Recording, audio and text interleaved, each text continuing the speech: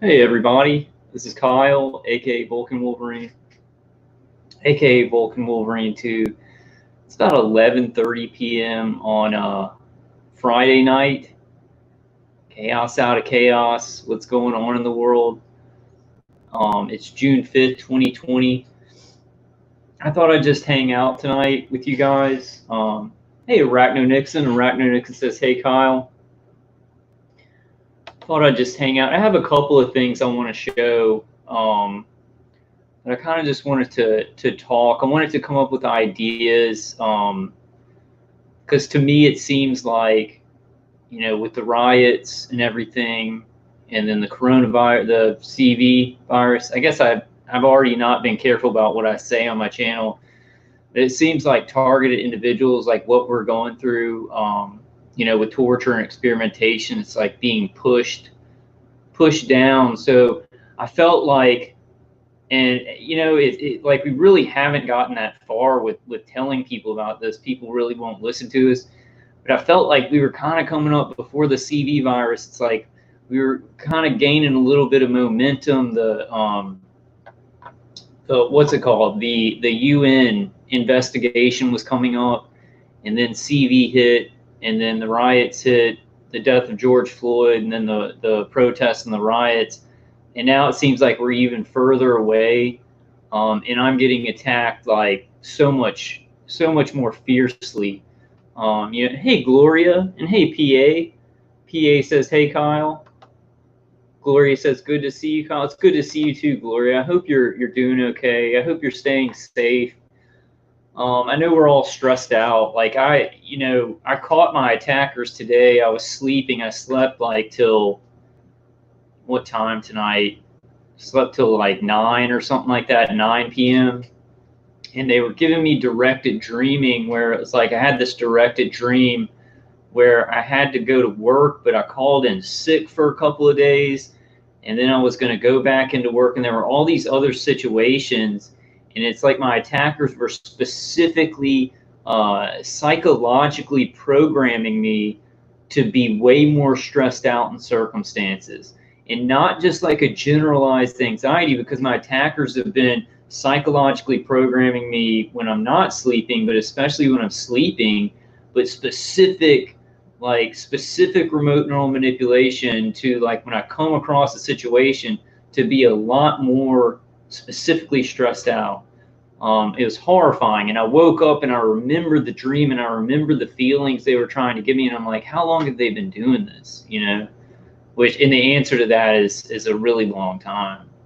Are you guys doing okay? Arachnonixon says, yes, attacks have ramped up like crazy this whole year. Yeah, it's like my attackers are reveling in it. My torturers are just reveling in all this chaos. They're just doing whatever they want. Hey, Nicholas, what's up, bro? Nicholas says, hello, everybody. I missed y'all. Looking great, Kyle. Where you been, man? Where you been, brother? It's good to see you. I hope you're doing okay. Gloria says, I'm kind of bummed because my son was feeling someone putting pressure on his face, and he woke up. We are gang stalked, and he thinks it's our downstairs neighbors, but we have no proof. It's frustrating. Yeah, the proof is the frustrating thing. I kind of have an idea about that, about some of the bigger stuff. Like with the gang stalking, you're kind of just going to need to get evidence, like video evidence of the vehicular stalking, of the street theater and things like that. Ella and Freedom for Targeted Individuals, they're talking with that lawyer, Schumann. An interesting name. Schumann is his last name, Ed Schumann, and he's trying to put something together. He's asking for money, and I think he's gotten some money, but he's trying to put a case together for some of the targeted individuals with pretty apparent gang stalking. It's hard. It's hard to, like, because like I was gang stalked every day, but my gang stalking consists of, like, I'll be walking my dog out and I'll have the same person walk by me, or I'll be driving home, like I'll go to the convenience store and I'll come home, and this white guy and his wife will come out to their car and start pulling stuff out of their car and stuff like that. So it's like timed street theater, you know, and they'll be talking about specific stuff that I'm doing in my condo. So it gets really weird, but it's hard to prove that. It's hard to prove that to anybody who doesn't know about this stuff. They'd be like, well, you're just mentally ill, right? Because all this is meant to look like mental illness. So for me, like the horrific thing, and this is what I mean, like with targeting, and then with targeting the riots, the destruction of the economy, the lockdown, CV and everything, you know you're in a bad situation when you start saying, okay, I got to start dealing with the impossibility that's actually murdering me, immediately murdering me, right? Because all of these things are going to destroy our lives. I mean, it's going to be a slow kill on the population of all of our countries. But it's like I have to take a step back and say, like, okay, my problem is the remote neural manipulation, the destruction of my brain. I mean, the rape and destruction of my brain.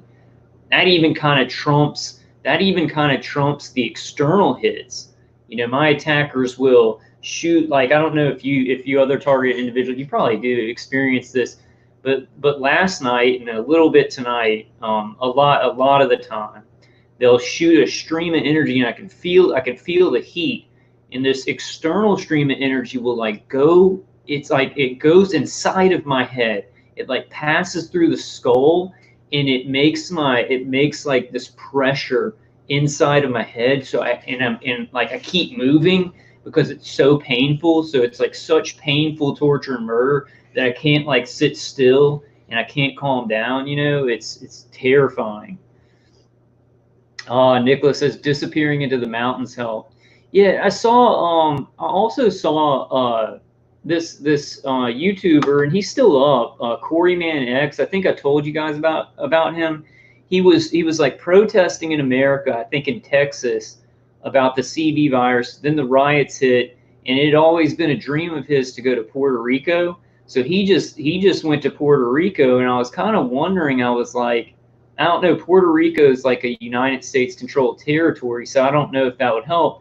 But I was wondering, I was like, is he maybe targeted and he's going to Puerto Rico to try and get away from it because he doesn't understand that it's going to hit you wherever you go? He may have just wanted to go to Puerto Rico, but I was just wondering. So going to the mountains can help. I think going like in Montana, there's less 5G and less cell phone towers, maybe less coverage of targets. So I've always thought about maybe going to Montana to see what would happen. What's up, Wayne? Wayne says, hello, my people. Live long and prosper. Trust only in the Force. I'm playing this PlayStation 4 game. I play it over and over again because I have nothing to do. And it has all these great things in it. Trust only in the Force. There's this one part where he can't grab his lightsaber, and his master, like who had died in the Clone Wars, is like, sometimes you will be tricked, and you will feel disconnected from the Force because of pain, confusion, fatigue. And it just hit me because I always I used to feel so connected spiritually, like God was talking to me and everything, not like with a voice, but just the way things rolled out. And you know, with my brain smashed and my nervous system cooked, and you know, depressed, like artificial depression, anxiety, I feel so much like disconnected from the spirit, you know, and it's an illusion. It's an illusion. And I think with the riots and all the chaos and everything, the people at the top of the pyramid want to give everybody that feeling. They want to disconnect everybody spiritually, so people are less powerful when you're not connected. But it's just an illusion. You have to reach even harder for those things. And then in the end, it's like it strengthens it. It's like this fighting against resistance, right? Hey, Deb says, hey, Wayne. Deb says, Apache Junction, Arizona was less activity for my daughter. I've also heard Sedona. Sedona has weird, it has weird electromagnetic energy, like in Sedona, Arizona, and you can kind of get away from your targeting there, I heard.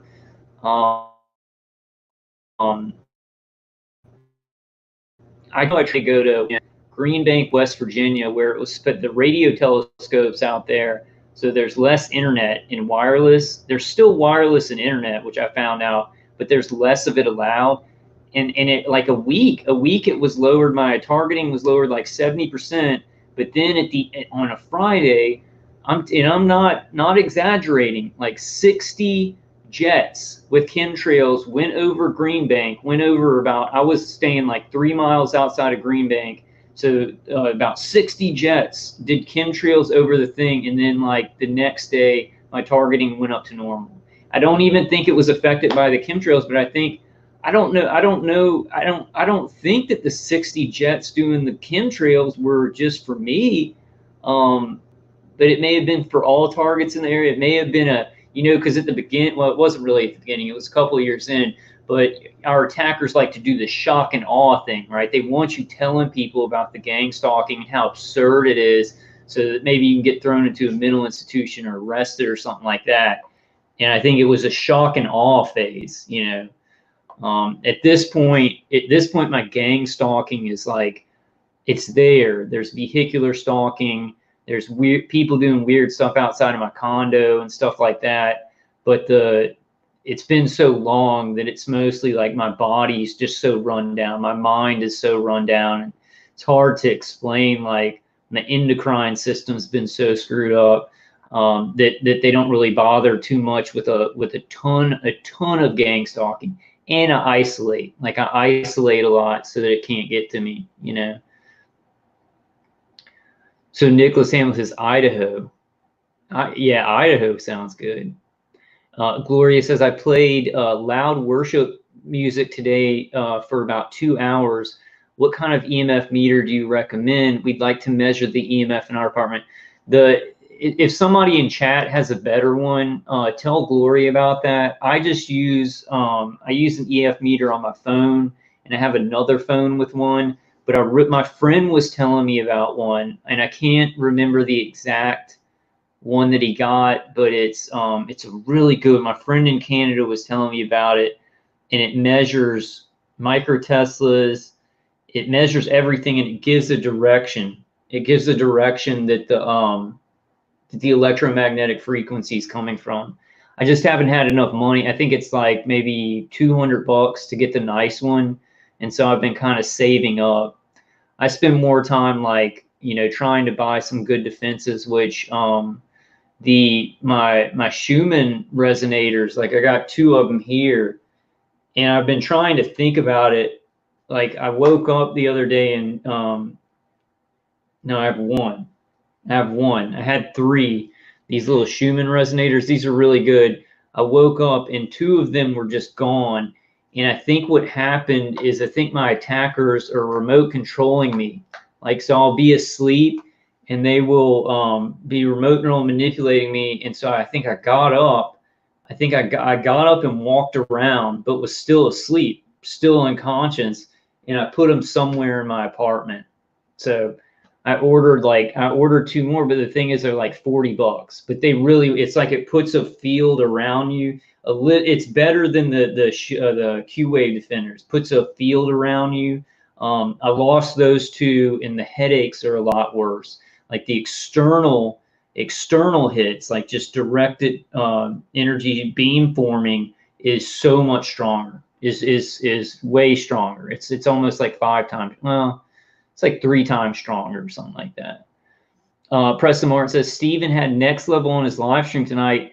He seemed pretty chill, and he already said he put the video of that girl putting him in danger on his channel, but I still can't find it. Yeah, Steven's been doing some great live streams. Y'all check Steven Stacy. So he's been doing some great live streams. Y'all go and give him support. Also Wayne Morris, also Jeff O, Jeffo. They just did a podcast, so please check out Jeff O's channel. I'm pretty sure everybody that watched my channel is subscribed to Wayne, but definitely check his channel out. Steven Stacy. Yeah, I don't know.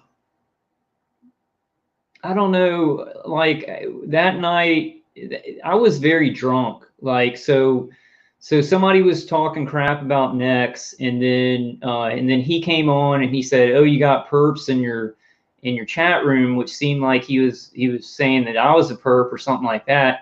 But I was so drunk, and then he was like saying, like I said something like, yeah, I've had people talking about me, and he was like, no, it's not people talking. But I want to make it clear, I'm being murdered by directed energy, and through my gang stalking, I've had neighbors call the police on me when I'm carrying out like a big mirror. I was carrying out a big mirror, and I almost took 2 in the chest. Like, I almost had cops shoot me on 2 occasions.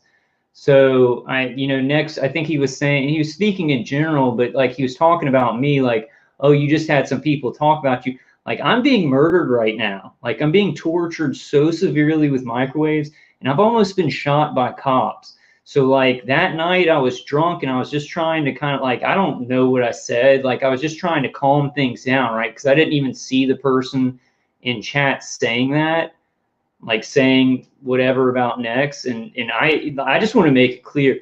Like, I hope I make it clear to everybody, I'm a targeted individual, and I am not running smear campaigns about anybody. Anybody who's talking about targeted individual stuff, I support them. I promote their channels. I'm kind of so tired from torture that I kind of just want to do my own thing. I don't know how long I'm going to be able to do it.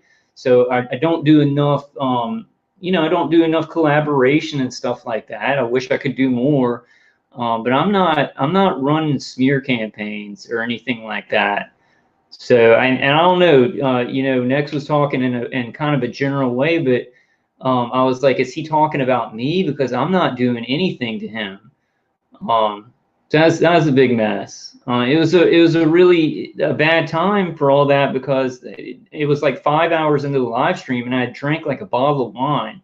So I don't know what I was saying. I was just trying to, hey, let's just talk or whatever. Thank you, Deb. Deb says, Kyle, you are the best. I was thinking about this. This is kind of a solution to the perp problem. And I want to tell you guys, like, I try and talk about the remote neural manipulation, the physical pain, the gang stalking and everything. But I want to tell you guys, like, I talked to my mom about it, and she believes me. Like, so I talk to her about mind control, trauma-based mind control, gang stalking and all that stuff. One time I was talking to her, and she was listening. She was listening to me about the torture. She doesn't know what to do about it. She kind of blames herself that I'm in danger, which she's a great mom. She's given me tools to fight this thing that it's not her fault. My parents have set me up for success, right? But I started talking about, community-placed agents and perps and stuff like that. And I saw her eyes glass over. And for that moment, she was like, maybe he is mentally ill. I could tell from my mom. So why I don't talk about that a lot, like, oh, we got perps in the community. It exists, right? It exists, because I want people who are not targeted individuals to understand the really, really bad stuff that we're going through. And when you start talking about that all the time, people really discount us. People discount us. But I'm not saying like, hey, if you're a targeted individual, talk about whatever you want. Talk about what exists. But I was thinking about a solution, and I talk about it sometimes, but it's just like, and also what I found is, if you don't harp on that, like if you don't harp on, like, oh, there's perps on our community, and it bothers you and stuff like that, they end up passing on through, like, because they're trying to get your goat, right? They're trying to pump up your anxiety and mess with you. And if you just ignore it, then they'll pass on through. They're not getting the reaction they want. And then you can talk about the really important stuff. It's important, right? It's important that we can't trust each other. But I'm being murdered. Like, worse than being murdered, my mind is being manipulated and raped to where, like, my brain isn't the same. And that's a really dangerous thing. So if I came on here and I was like, man, there's a lot of perps in our community, and we need to sniff them out, and we need to do campaigns to stop them from doing videos, you might be wrong sometimes, and then it gets into a mess, and then it's a big distraction. It's something that it's hard to just talk about it concretely, because, like, you may think somebody's a perp who's not a perp. I don't know. I mean, that's just kind of what I think. It is a real problem. So solution, and I've put out the solution before, but I know that some targeted individuals are like, you don't have to prove yourself or whatever, but I don't think it matters. Why don't we do this? You just, you swear on everything holy in your life. I swear on my grandparents' graves, the 3 grandparents who have died. I swear on my parents' lives. I swear on my brother's lives. I swear in the name of Jesus Christ that I am a targeted individual, that I'm not some perp, that I am experiencing remote neural manipulation and targeting, external targeting. Swear on everything holy. If you're a real targeted individual, why does it matter? Like I've said it before, and what I got back was, well, you know, you don't need to be proving yourself or whatever, but if you're a real targeted individual, who cares? Swear on your children's lives, swear on the Bible, swear on in the name of Jesus Christ, swear on your, like if your parents died, swear on their graves that you are going through this, that you are not being paid. And I think that there'd maybe be some like some perps who would still lie. Maybe they would swear and they'd be lying, but it would be one solution amongst many. What do you guys think of that? Too hardcore? Is that too hardcore? I just don't see the big deal. Like if you're a real targeted individual, swear on everything holy. I swear on my parents' lives that I'm a targeted individual, that I'm not getting paid by anybody, that I am getting flogged with remote neural manipulation, that my brain's being raped, that I am telling the truth. Like, I mean, what's the, so Wayne Moore's saying they would lie, but I think some of them wouldn't. I think some of these people, maybe not our attackers, like our microwave attackers would just lie about anything. But I think some of these people who are pretending to be targeted individuals or community-placed agents or whatever, they think that they are moral. Like they think that they're doing the right thing. They think that they're in the right. And I think swearing on something, whatever they find holy, so like on videos, you can do it. On videos, I swear in the name of Jesus Christ, I swear on my grandparents' grave that I am a targeted individual.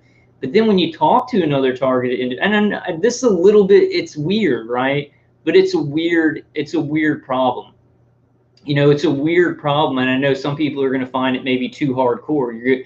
But there's so much deceit. We need to find solutions that we can, you know, like when you're talking to another targeted individual on the phone. I know this would be weird.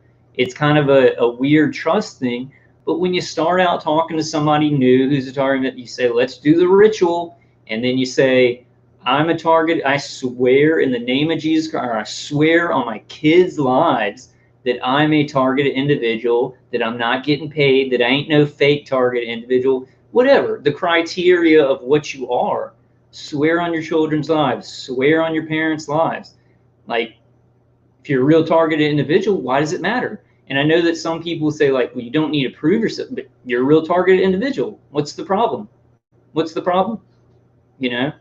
And then that's at least one solution. We can add other solutions, like lie detector tests, certified, notarized lie detector tests, where we have the notarized paper. And I know you could fake all that stuff, but you're going to have to go through loops. You're going to have to jump through hoops to lie and swear on whatever you find holy that you're a real target. If somebody's like fake, and you're going to have to, you know, fake a notarized lie detector test. We start adding those layers, and then it's going to be too much trouble, right? It's going to be too much trouble. I just find that if people are accusing each other, you can be wrong on that, and then it can, even if you're right, half of the people will believe the other person, half of the people will believe you, and it will just create division, even if you're right, and you go on a crusade against them.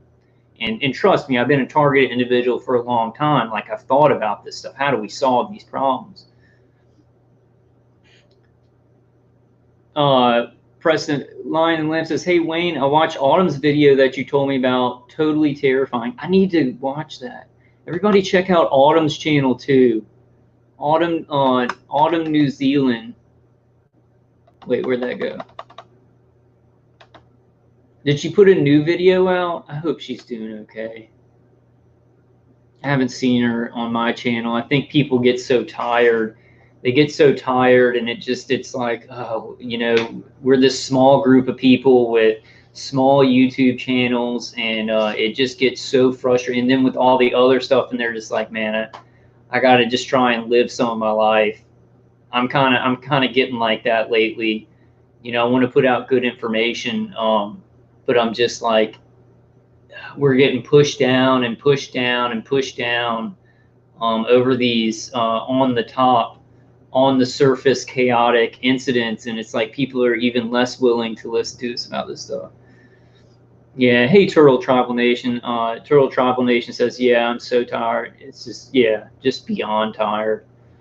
Just no adrenaline left, no comfort. My attackers are doing these weird things to my brain where it's like everything is this huge deal, right? And then there are huge deals like the CV thing, the lockdown, the economy being destroyed, the riots burning all these cities, people calling for the police to be disbanded or whatever, or defunded in some places. And they don't want police in certain places. That's just crazy stuff that's so huge.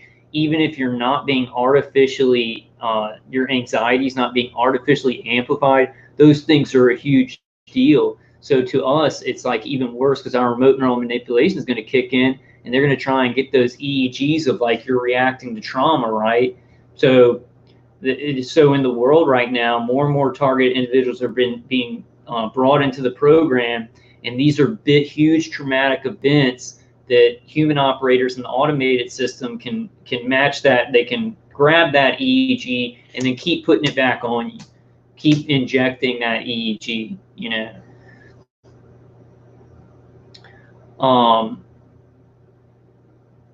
Yeah, arachnonixon says it's 1 a.m. and they're banging on my wall.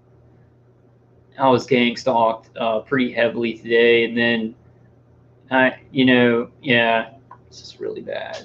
It's really bad. I have some stuff I want to show y'all. Arachnonixon said they bang on my wall or do some other loud noise literally every hour of every day of every night.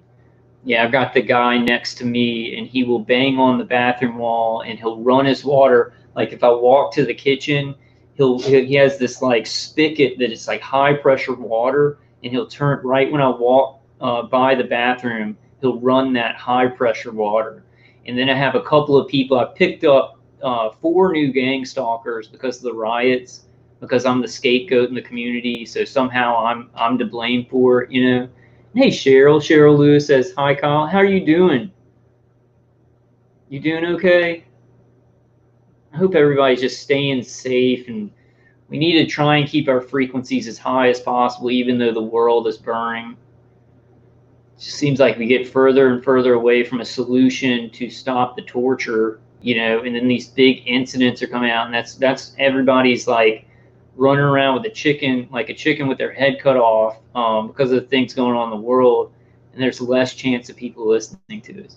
These are negative things, but you know, my whole philosophy, even from the beginning of being targeted, I saw how big this was, but it's the metaphor of we throw our stones and then God has to create the miracle. And so it's kind of, for me, what I'm saying is just whatever God's will is. I saw this one channel, you know, and I still believe good things can happen, even when it's an impossible situation. It seems like it can't turn around. If you're doing your best and you're having faith in God, some very, very miraculous things can happen. But I'm seeing in the world, like my physical mind, right, is just seeing like we're effed. Like not just targeted individuals, like society is effed. Yeah, Sheryl, cool. Sheryl says, I'm hanging in, Kyle. Things are crazy. Things are so crazy. Things are so crazy. Yeah. Yeah, Sheryl Lewis says, I'm having a hard time seeing. I'm having an impossible time seeing, like, not only how we're going to get help, but how society is not going to go, like, America's not going to go into a third world country, you know, less money, less employment. You know, then they're still going to be pushing the CV thing. Let me show you guys this. Yeah, Gloria Aquino says it's hard not to be angry with them and pray for them instead. And Gloria, what I did, and I've kind of, I've been targeted so long that it's really like I do forgive them at this point because it's gone on so long, and I'm more worried about how do I survive this and have a happy life and help people. But it's at the beginning, it was like I had more anger. And so what I did is I said, God, I can't forgive these people. Please just take this. You just take this away from me. You do whatever that you want to do with them. Take it from me. So if you're at a point where you're like, I cannot forgive my attackers, I hold rage towards them. And I still have some rage, but it's going on so long that it's ridiculous. And I'm at this point where I'm like, I want to help my family. I want to help you guys.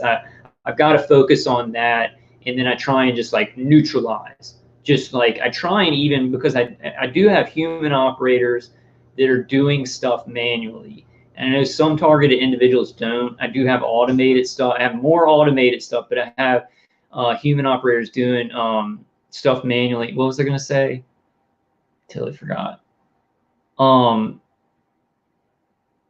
But I just neutralize it. Like I know what I say is, even though I know that I have human operators that are doing stuff manually, in my head I'm just like, oh, it's all AI. Like at some points I'll be like, even if it sounds real and stuff like that, it's all AI. So it makes me able to just depersonalize not what they're doing, because that's the most personal murder ever, but depersonalize what is doing it to me. So I try and have these little tricks. But if if you're having a lot of trouble and you're like have rage, and that's totally human to go through this stuff and have rage, just give it to God. Be like, God, I can't forgive these people. They're horrible. They're satanic. They're murdering me. They're hurting my family. Just take it. Take it. Hey, what's up, strong-minded individual? I need to make you a moderator. I remember certain things. I remember that from the last live stream. I need to make you a moderator.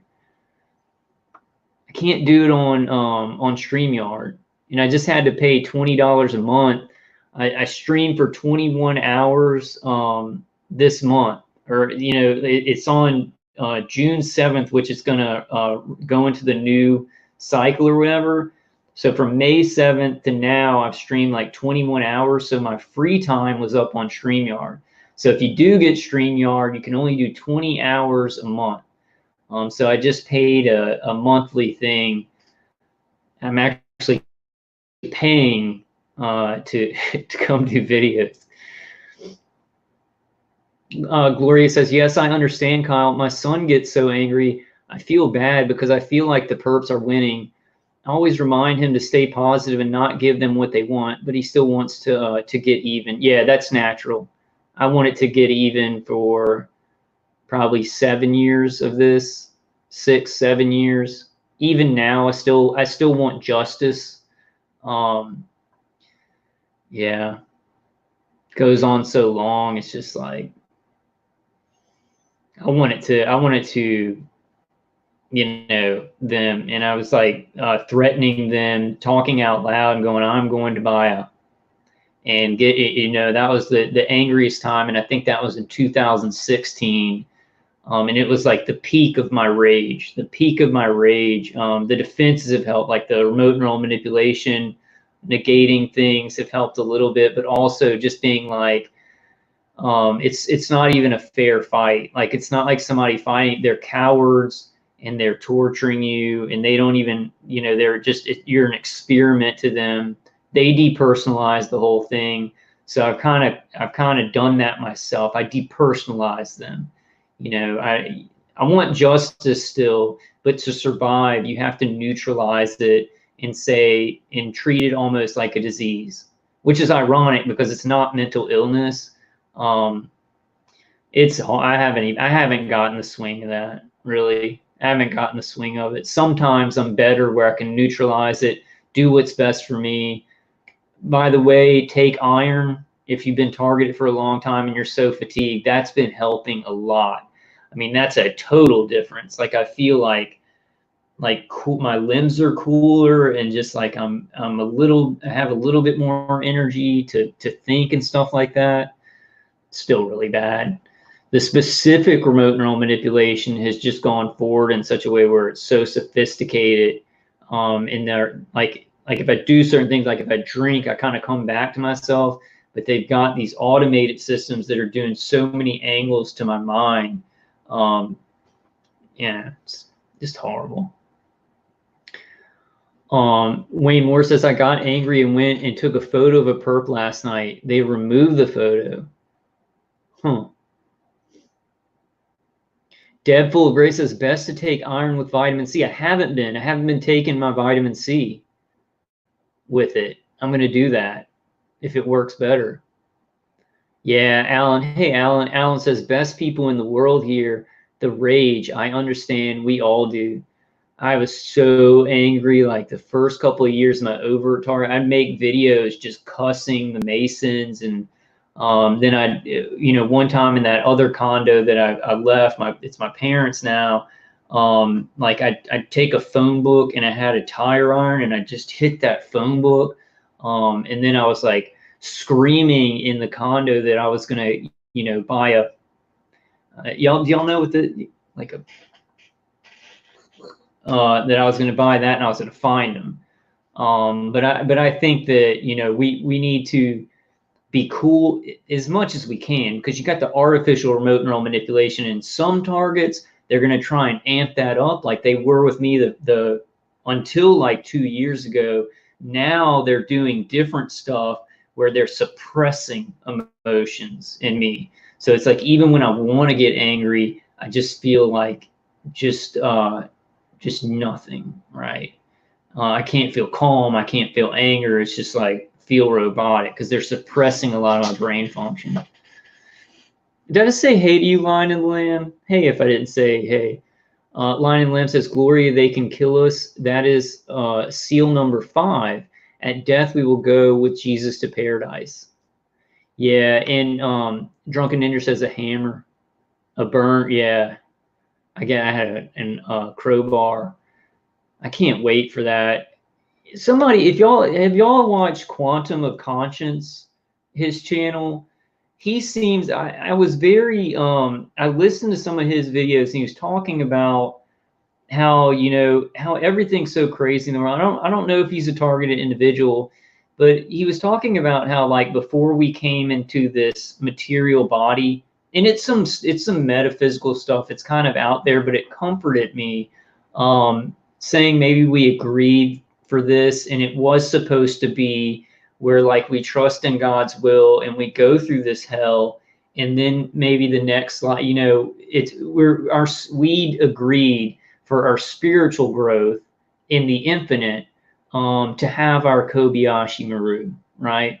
Y'all know what the Kobayashi Maru is? A lot of people say it's a Star Trek thing where the cadets go in. It's a test that they can't win, and they have to learn strength and courage in the face of certain defeat and death.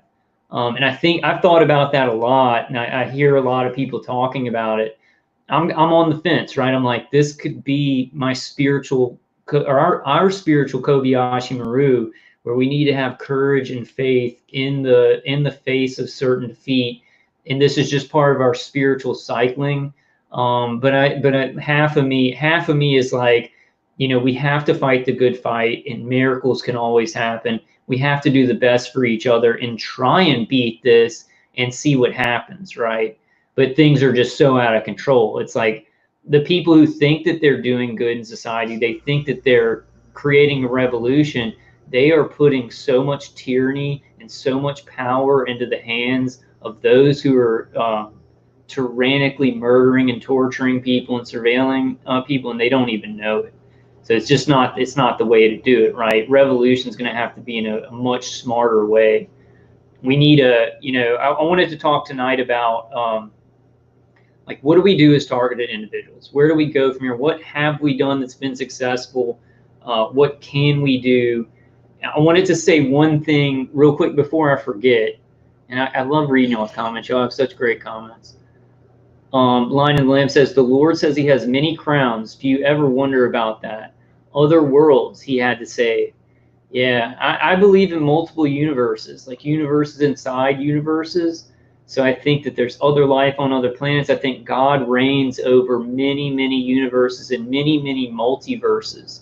And we may go into a different multiverse when we die. We may go from universe to universe. Like we may be like, so we die and we may be reincarnated into the next layer universe and then all the way up to God. So we might not get to heaven yet until we've lived many lives through different universes. I mean, that's not a concrete thing, but it's just like what I like to think of. I do think our spirit is infinite. And so this could be a challenge. And please watch that guy's channel. It really is a targeted individual. The way that he talks and the way that he thinks, like I start to get the goosebumps because I just like him. I like the way he talked. And he says, you know, the stuff he talks about, he's not like, oh, this is like factual. He's just like, he's trying to think spiritually, right? Quantum of conscience. Let me put it in here. Hey, Tanya. Tanya says, hi, Kyle. Hi, everyone. I hope you're doing okay, Tanya. Let me put this. His channel is really good. I just like the dude. Quantum of conscience. Just kind of, you know, I just like listening to it. Hey, a police beating survivor. I put it in the chat. Quantum of conscience. Really like him. Preston Martin says, yeah, there could be life on other planets for sure, but I think Earth is the most important. Who knows? I mean, all life, all universes matter, right? I want to show y'all something about the coronavirus. I'm sure y'all have already seen this. But I wanted to show you all this real quick. This is obviously something that was going to happen, right? Oh man, I hope I pulled it up. I can never find stuff. Okay. So medical examiner's autopsy reveals George Floyd had positive tests for coronavirus. So this just proves that you know, the CV attacked George Floyd before Chauvin killed him. Just proves that everyone and everything is racist. Racism. Everything. Viruses. The CV virus is so racist. It's absurd.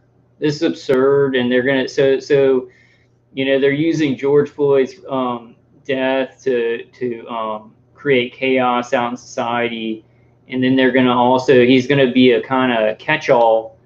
They're gonna talk about how, you know, he was also a CV virus survivor. They're gonna use this one for all these different political reasons. And then I want to show y'all something real quick too, which I just saw tonight and I didn't know about. A strong-minded individual says George Floyd had the coronavirus. LOL. Yeah, I'm sure they're going to say that was the cause of his death. Yeah, can't believe it. You know, and they're just making that up, like after the fact. He's just asymptomatic. He had the CV virus. It's just so ridiculous at this point, right? And hey, Rick M says yes, but God will not make us go through more than we can handle. 1 Corinthians 10:13. Oh man, I hear that a lot, and I'm like, this is way more than I can handle. I mean, God must think a lot of us. God must think a whole lot of targeted individuals. And hey, Lisa Davis, yeah, check out that channel. It really, listening to him, like I watch YouTube, and I'm just like, I can't pay attention to anything. I'm getting hit too bad, and I have ADD, and it's just like I'm not interested in anything. And I sat there and I listened to him. His voice is soothing. He really cares. And he's trying to problem solve for how do we calm down about this stuff? How do we put it into perspective, right? That's one of the things that I have a hard time doing. I think that if I wasn't targeted, like, and I wasn't remote neural manipulated, like the brain rape wasn't so bad, I would be able to put it into a better perspective so I could just calm down and help people. But like my brain's just going, and I can't even control what they're doing to my brain. and then these huge issues, they are really hard to put into perspective. So it just kind of blows me out of the water, where I'm like, does not compute, can't process this, can't process what's happening. And then it's like we're being murdered and tortured, and yet everybody's rioting. It looks like a lot of the people who are rioting are pretty healthy. They don't look targeted. It's in the whole racial issue, right? It's like, people talk about white privilege. Like, I'm white and I've been tortured from a very young age. My brain, my thoughts have been taken from me. It's just insane, and it doesn't compute. Like, I'm like, what's white privilege? I don't understand. Now, elite privilege, I understand that, but I just think people are being misdirected, in the middle class and poor class of all races are being divided, and the top is coming together, and I think that we just have to see each other as individuals, as humans, and just go with that, right? That's just the bottom line. Gloria says, I believe God says he will give us the strength to endure. We cannot do a lot of things by ourselves. We need God, and God desires to help us because he loves us. Amen. Amen. Yeah, I get, like, when I talk for myself, I don't want to, because we're all at different stages of being tortured. And so I have faith in God, but people die. Like, their bodies can't handle being shot. And so yeah, I don't really, I have faith in God, just his plan.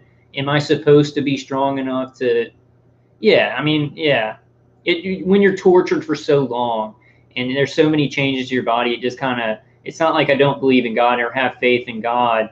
It just gets weird. It gets weird, and I'm like, and I believe in miracles. God's helped me, like the iron thing, Dave Casey. There's other things, right? It feels sometimes like I can barely move. Like in the Never-Ending Story where he's in the swamps of sadness and he's like going through the mud. And this is my favorite movie when I was young. And he's like, the mud's coming up, his horse died, and he's going through the mud and it's about to drown him. And then the luck dragon comes down and saves him. And I've been thinking, like, since the beginning of the overt torture, I'm like, that's me, and God's going to save me. He's going to bring me out of this. It's been a little bit different than that. It could still happen, though. My luck dragon could save me soon.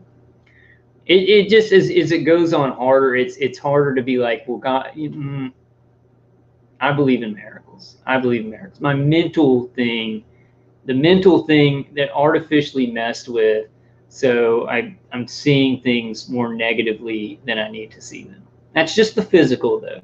So we need to reach past. Gloria's right. We need to discern from the spirit, go past our mind. And, I've talked about this on videos. And then we need to feel it and feel God's presence and have our faith and our belief in miracles come from there, not our minds, because everybody's minds are just being messed with. Hey, Brian says, as soon as I try to sleep, it gets even worse. Yeah. The Styx cars are 300 feet from my flat, but I still get some planes flying low as soon as I go to bed. I got one of those planes yesterday. Is it yesterday or the day before? And it had the things where it lands in the water. And I've had private planes fly over me as air harassment, but I've never had one of those special kind of planes. Things really got weird as the riots were going on, and I was the scapegoat for that for my community. So it just directly affected my targeting, which big issues in the world usually do. Rick M says, what's with all the kneeling and kissing boots? There's something fishy about that. I saw those white people, those crazy white people, and they were like in that cult. There was a cult, and there were people, and they were on their knees and like repeating a bunch of stuff. Apparently they joined some cult where they forgot how to stand up or something like that. Yeah, that's unity. Now that is equality right there. When you got white people kneeling to Black Lives Matters or whoever, That's equality. You know, that's the kind of equality that I want to see. You know, everybody being equal. Somebody said something. I don't want to get into too much of the race. I think we just need to see each other as individuals. But there's some crazy stuff going on. So what's going on, Wayne? Wayne says, "Yo, Kyle, I'm told the mechanic is we love Jim. Not sure what's up." I didn't block him. Jim the mechanic. He's blocked. Can he just not get in to the live stream? I'm not blocking him. Did somebody did another moderator block him or something like that?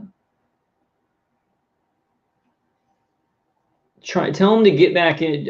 Wayne, tell him to like close out his YouTube and then try and come back in. He shouldn't be blocked.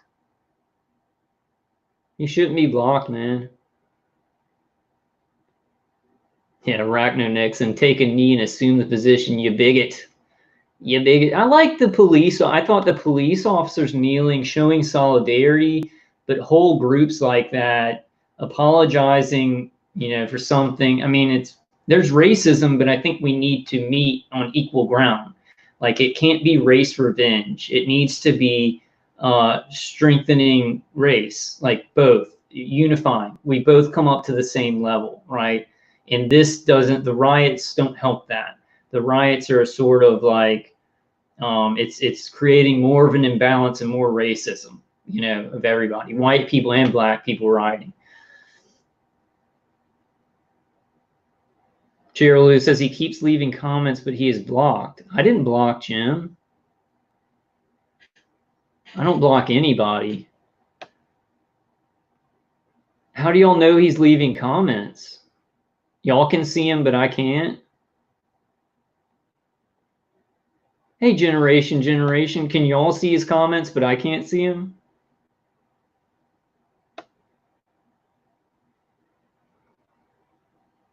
Tell him to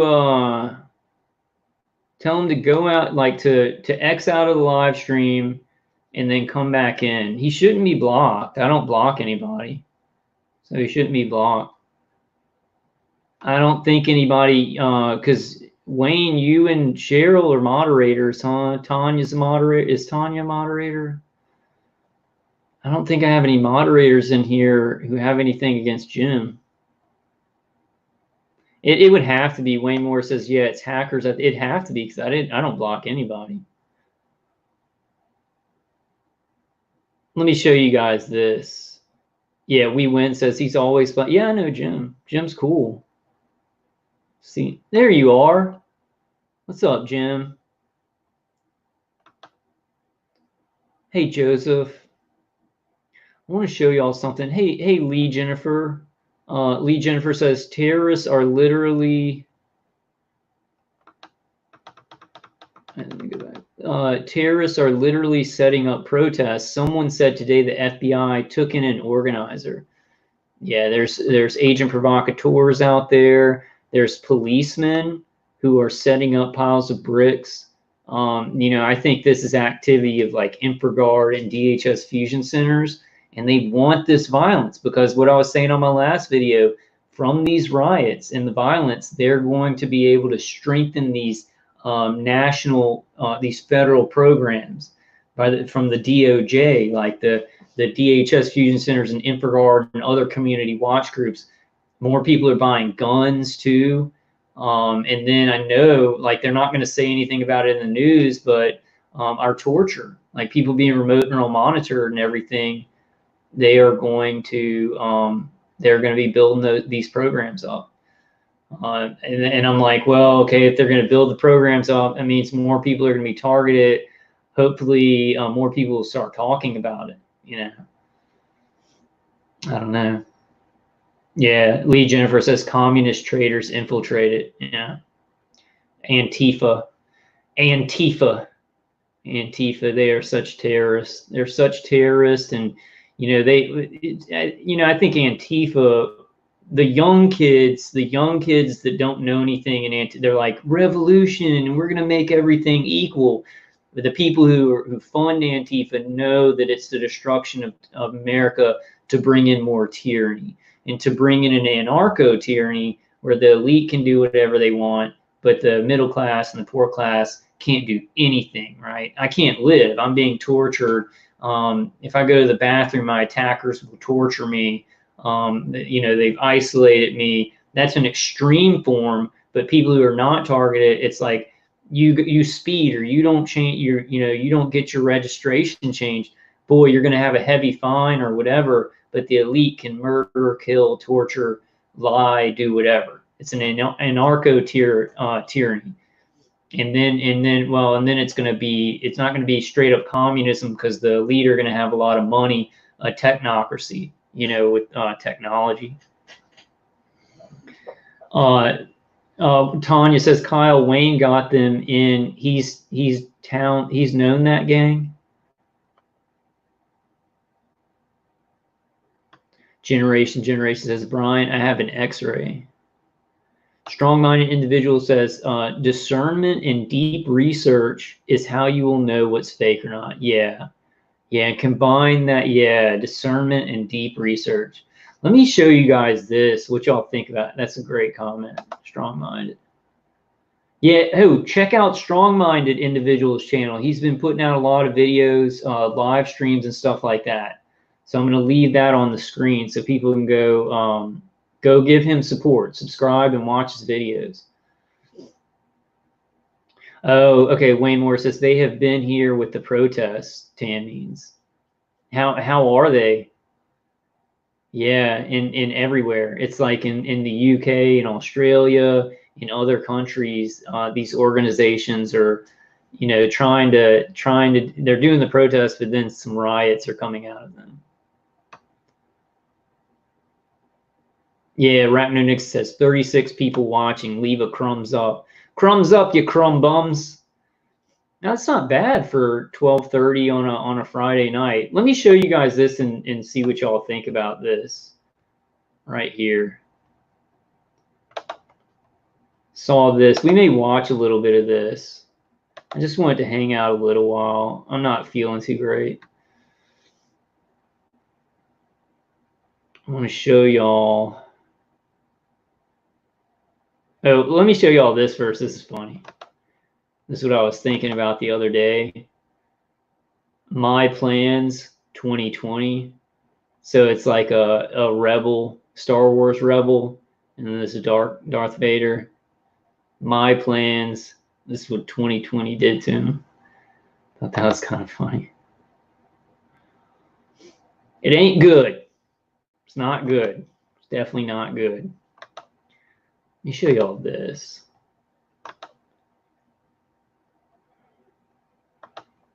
So I saw this tonight. So this is George Floyd, and this is the Ordo ab Chao, right? The 33 with the double-headed bird.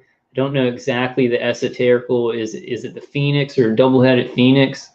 And he has that on his chest. So George Floyd was a Freemason who believed in order out of chaos. So that adds another layer to it. I think this is a YouTube video. Let's watch a little bit of it. Yo, what is good, guys?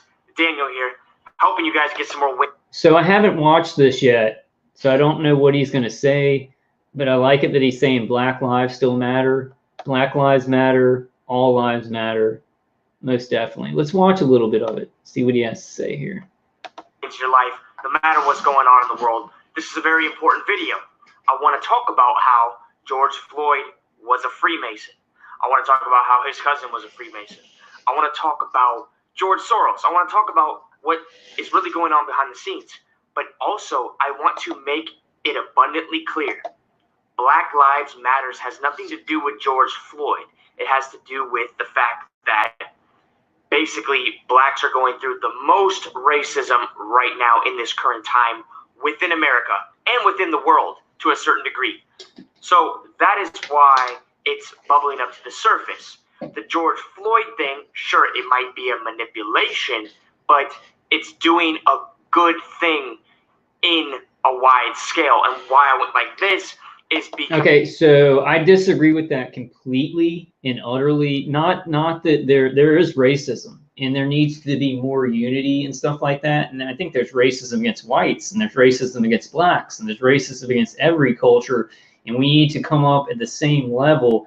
But what these riots, the damage to small businesses, the violence, the murders that have happened are not good. They are not good. It does the opposite of what anybody who wants to bring more unity and peace in, what they want. It does the opposite of that. And it does a lot of stuff that's worse that they don't even know about, which we as targeted individuals do know about. And I'm going to show you all some articles in a second about that, because they're sending out private contractors. How do I show I want to just see where I'm at, and I can't see myself on the thing. But they're sending out private contractors, like ex-military working for private contractors. They're sending them out now to a lot of those cities, as well as the National Guard, and other soldiers. So it's like funding. The government is actually sending immediate funds to private contractors to actually send contracted soldiers out to some of the riots. Like, I'm going to show you all that in a second. So I disagree with him that the protests are good. The protests are doing something. White people kneeling, if white people and black people are taking a knee for George Floyd, that's good. But if it's white people taking a knee in front of black people and stuff like that, that's bad. That's not unity. So there's a lot of things that are, let's just say that. There's a lot of things that are really good coming out of this, but there's a lot of awful, awful things that look to outweigh the things that are good, that look to outweigh what the awesome, peaceful protesters are doing, everybody unifying and taking a knee. But then you have some guy, a troll, going out in the street. I don't have the video pulled up, but he goes out in the street and he's a troll, and he tells a white woman to get on her knees. He's with Black Lives Matter, and she gets on her knees like right away, and it's prostrating. And I'm sure she doesn't have anything to do with racism. You know, I'm sure she doesn't have, you know, my family didn't have anything to do with slavery. I'm not a racist person. I think that's awful. I think it's just crazy. I can't even process that. But I think black and white people taking a knee for George Floyd, awesome. Cops doing it, awesome. You know, guys, obviously, yes, it can do some harm as well, and I want to talk about that so that there's awareness. And once there's awareness, that's one step closer to awakeness. And being awake means that we can take action. Okay, so number one, George Soros, all that stuff, the funding of Antifa, the funding of Black Lives Matters to, you know, turn it more violent, the manipulation. Of course, there's always going to be manipulation in any situation, in any movement online or offline, or any movement in general. There's always going to be people trying to take advantage of a situation, period. Now, if the main event of George Floyd was being faked, and Derek Chauvin, the guy that they have in custody, whose hairline doesn't even match the... Yeah, I want to say that too. That Derek Chauvin, the picture they showed, he looks younger. It almost looks like they put his face on somebody else's body. So we know that there's shenanigans going on there with the narrative. After seeing the Order ab Chaos on George Floyd's chest and finding out he's a Freemason, I have more questions about what happened. And then obviously, like the coroner saying that he had the CV virus, things don't add up for me. And I really did think he died, but I'm not too sure now. Gloria Aquino says, I can't believe we're living in this upside down world. We could shock the world if we all began putting the buildings back together and loving one another. Wow, I'd love to see this happen all over. Yeah. And like in our individual lives, what we need to do is we need to see people as individuals in our communities and not let anything, the violence that the rioters are doing, or you know, if you know, we can't let it divide us on treating individuals the same and unifying. Just don't let it divide us, you know. Wayne Moore said he was killed with a knee. Yeah, Wayne Moore says, no, taking a knee is ritual. Yeah, I mean, but I think that cops doing it with protesters is a good thing. It's a symbol to honor George Floyd, but I just think it gets out of control when it's crazy white people getting on their knee in front of protesters. I don't know. I mean, I guess a certain kind of it's okay to me. I don't know. Yeah, Lion Lamb says, my knee will only bow to Jesus. I don't think we need to bow to each other. We need to be more unified. We need to be on the same level. We need more unity. And these things that are happening they're creating a racial revenge instead of instead of the unity that's needed, you know. Oh yeah, Rick M says that old man being pushed to the ground and so many more. I saw that. Strong-minded individual says, yeah, I've seen some sincerity from some cops in taking a knee with the people, and also some cops showing compassion. Yeah, that's awesome. I think if they're doing it with the people and they're all doing it as a symbol, it's great. Wayne Moore says that cop needed a knee to the face.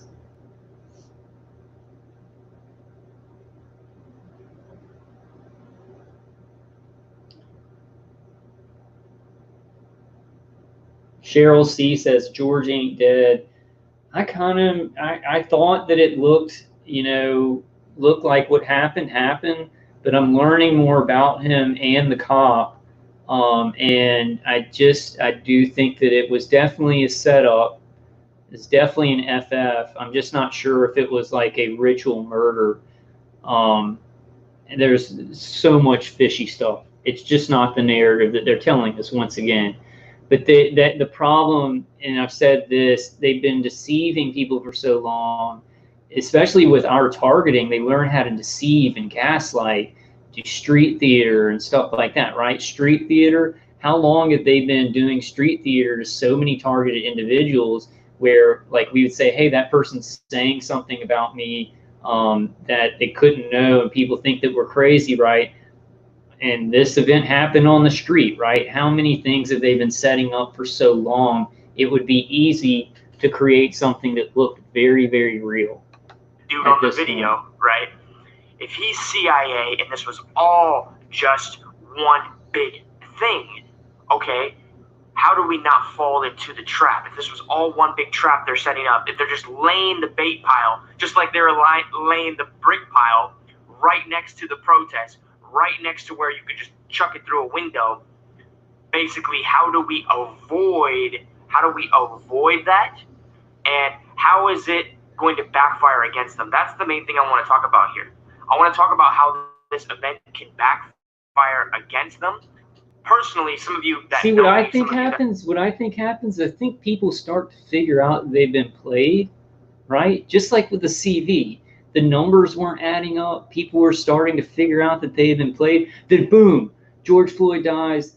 All the riots start, and then it's like so when people calm down and things calm down, and people start to see like, whoa, we've been played, and this really hurt race relations, and boy, this created a lot of chaos, destroyed middle class businesses. Boom, they're going to hit us with something else, right? So right when people start kind of discovering what's going on, and this is a microcosm, macrocosm thing, I always bring things back to our individual targeting. When I figure out that my attackers are doing something like, oh, they're doing that thing, boom, they hit me with something different. They keep me off of my footing, right? When I figure out that they're doing a certain protocol. And I think that the top of the pyramid is targeting the population. And when we start to figure out something, boom, they just hit you with another wave of chaos. Still got to figure it out. All the time. You know that I'm not planning to stay here and try and save the Matrix. I don't want to wake everybody up to the big overall agenda and try to save everybody. Not saying that you can't. It's just such an effort has to be put into that. That I don't feel like it's my purpose in this life. Not because it's so hard and it might not be possible. Oh, I like that comment. I like that comment. Rick says the freaking police need to take a knee for TIs. These riots don't end till the TI program ends. TI program don't end, USA can burn to the ground. But the problem, Rick, I understand your anger. The problem is the more that America burns, the more that these programs are going to get funding. The more destruction that people cause, it doesn't create freedom.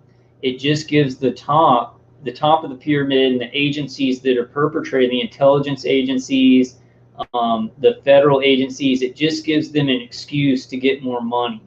And more people that are down at a middle class level or an upper class level will give more money for tyranny.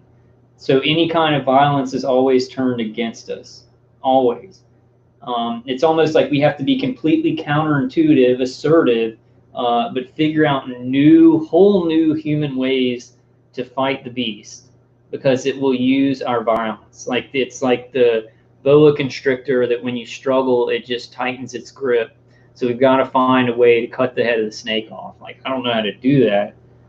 Throw the rocks metaphorically, and then trust in God. But do you see how Gandhi and Martin Luther King left, and Jesus, Gandhi, Martin Luther King, look at the change that they created. Look at their names being revered. Look at Martin Luther King still makes changes in society today. Jesus still makes changes in society today. Gandhi, people quote him. He still makes changes in the world today. Be the change that you want to see. These people who use peace as a weapon, right? The ironic counterintuitive method of using peace and intelligence as a weapon, so my attackers are cooking me with microwaves, right? Using these automated systems to rape my mind. But I'm going to help you guys. I'm going to use peace, assertively use peace. And they had nothing on me. And the people in my community start asking questions. This nice person who just wants peace, why are we being violent to him? You know, my attackers even start questioning, this guy's really strong, right? And some of you may have experienced, this guy's really strong and he's not doing anything violent. Why are we doing this?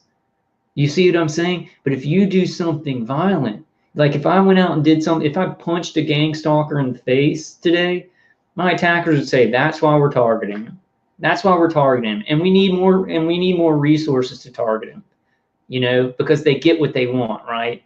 And in FF, the people who are creating the FF want violence because they get order out of chaos, right? So if we, in the chaos, we create order in ourselves and we bring about peace, they can't create. We control it. We control it. They don't control the order that comes out of it, you know. Use a violent peace. A violent peace. Line in the Lamp says, Brian, yes, this means a lot to God. He says he's reserved for himself people that have not bowed a knee to the Antichrist. Yeah, amen. Yeah, Wayne Moore says, I think it's all bad, mockery. I don't know. I mean, I think a lot of the stuff that's going on is bad, but it's just so confusing.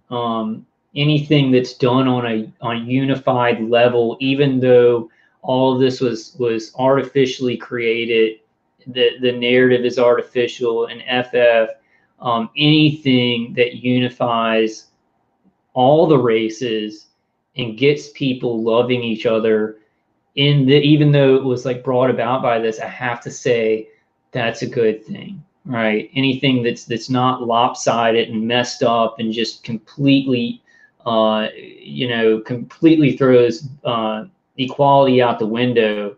Anything that is good like that, I'm just like, okay, yeah, we got to take it, right? But I see what you're saying. Yeah, I agree with that. Wayne Morris says, so sick of these Freemason scum and their little secrets, and they don't give a shit about any of us. And Masons think that it is like necessary to lie. Not just that it's necessary. They believe that it's necessary. They don't even believe that it's like permitted to get what they want. that it's a necessary thing that they must lie all the time because we're just cattle and they are the Uberman. So in a society full of lies, there can be no peace. Lying is like a violent form of communication. It's like a violent form of slavery, because when you lie to somebody, you're trying to enslave them. You're trying to push them in the wrong direction. So it's like violence with words and actions, deceit, and violence breeds violence. So out of deceit will always come violence, always. Truth is so necessary. I think we've lost it in the society. Yeah, Wayne Moore says to learn all of this at once will be too much for many. I think it's so complicated. So complicated. People can't process what's happening, and they have to just deal with the levels of chaos that they can see, and by design, by design. Arachnonixon says, why would you need to symbolically consume his flesh and blood if it's already in your spirit? Seems weird to me. I've done a lot at Catholic Church and then Baptist Church, but like at Baptist Church, it was more just symbolic. It like they said the scriptures, but it wasn't like in Catholic Church. It's actually turned to his blood and his flesh. But in the Baptist Church, some of the Protestant churches, it's just symbolic, and they don't think that it's actually the wine turns into blood. So I do think the symbolic manifestation of it's okay. Hey, thank you, Nicholas. Nicholas says, let's smash the like button. Thank you, Kyle, for your hard work. You're amazing. You are too, brother. And I need to talk to you about maybe some of the defenses that you got going. All of you guys are amazing for getting through this. I'm trying to think about where we go from here, like what we need to do. I didn't even give y'all my idea, my medical evidence idea. I might mention it in this live stream, but then do a small video of what I think we need to do yearly for when if things calm down. Well, even if things don't calm down, we've still got to fight for what's happening to us and to let people be aware of it and stop the targeting. Let me play this, guys, and I'll mention it to y'all. I'll try and remember it. If he's just is he just talking like this the whole time? We'll watch like the next couple of minutes of it. It has to do with the fact that my energy can be better spent. That's what my soul or my intuition, my higher self is telling me. My energy can be better spent elsewhere, building something new, not fighting something old. Now, let's push that all aside. George Floyd, he has an Order Out of Chaos tattoo on his chest. See. And the funniest thing is, he's playing the biggest role in creating chaos so that order can be achieved. Now, we all know Freemasons.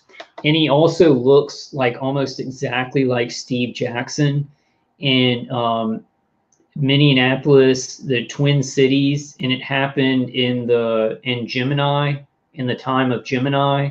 So the elite in the top of the pyramid do everything by numbers and astrology.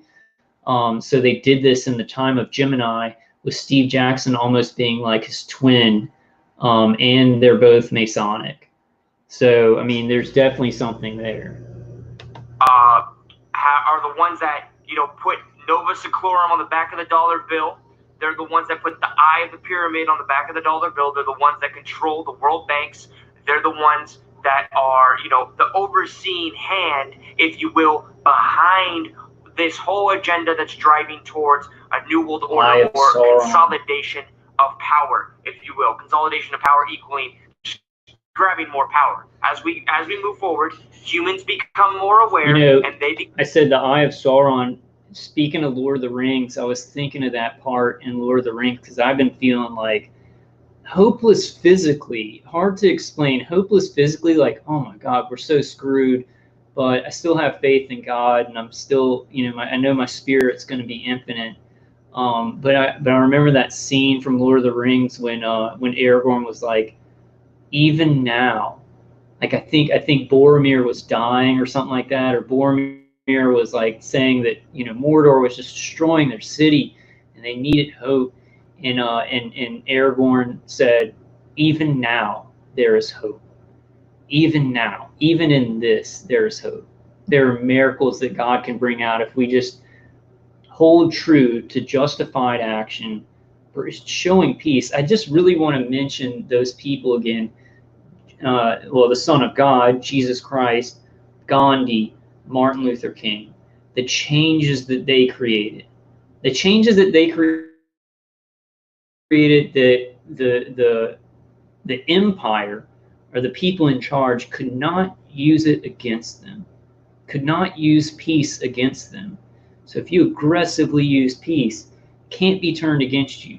These riots, the looting and everything like that, the destruction of small businesses, it can turn the races against each other. It can also, it can just turn the top of the pyramid against society so bad, so bad. So I want to mention those people again, the peacemakers, and how strong and how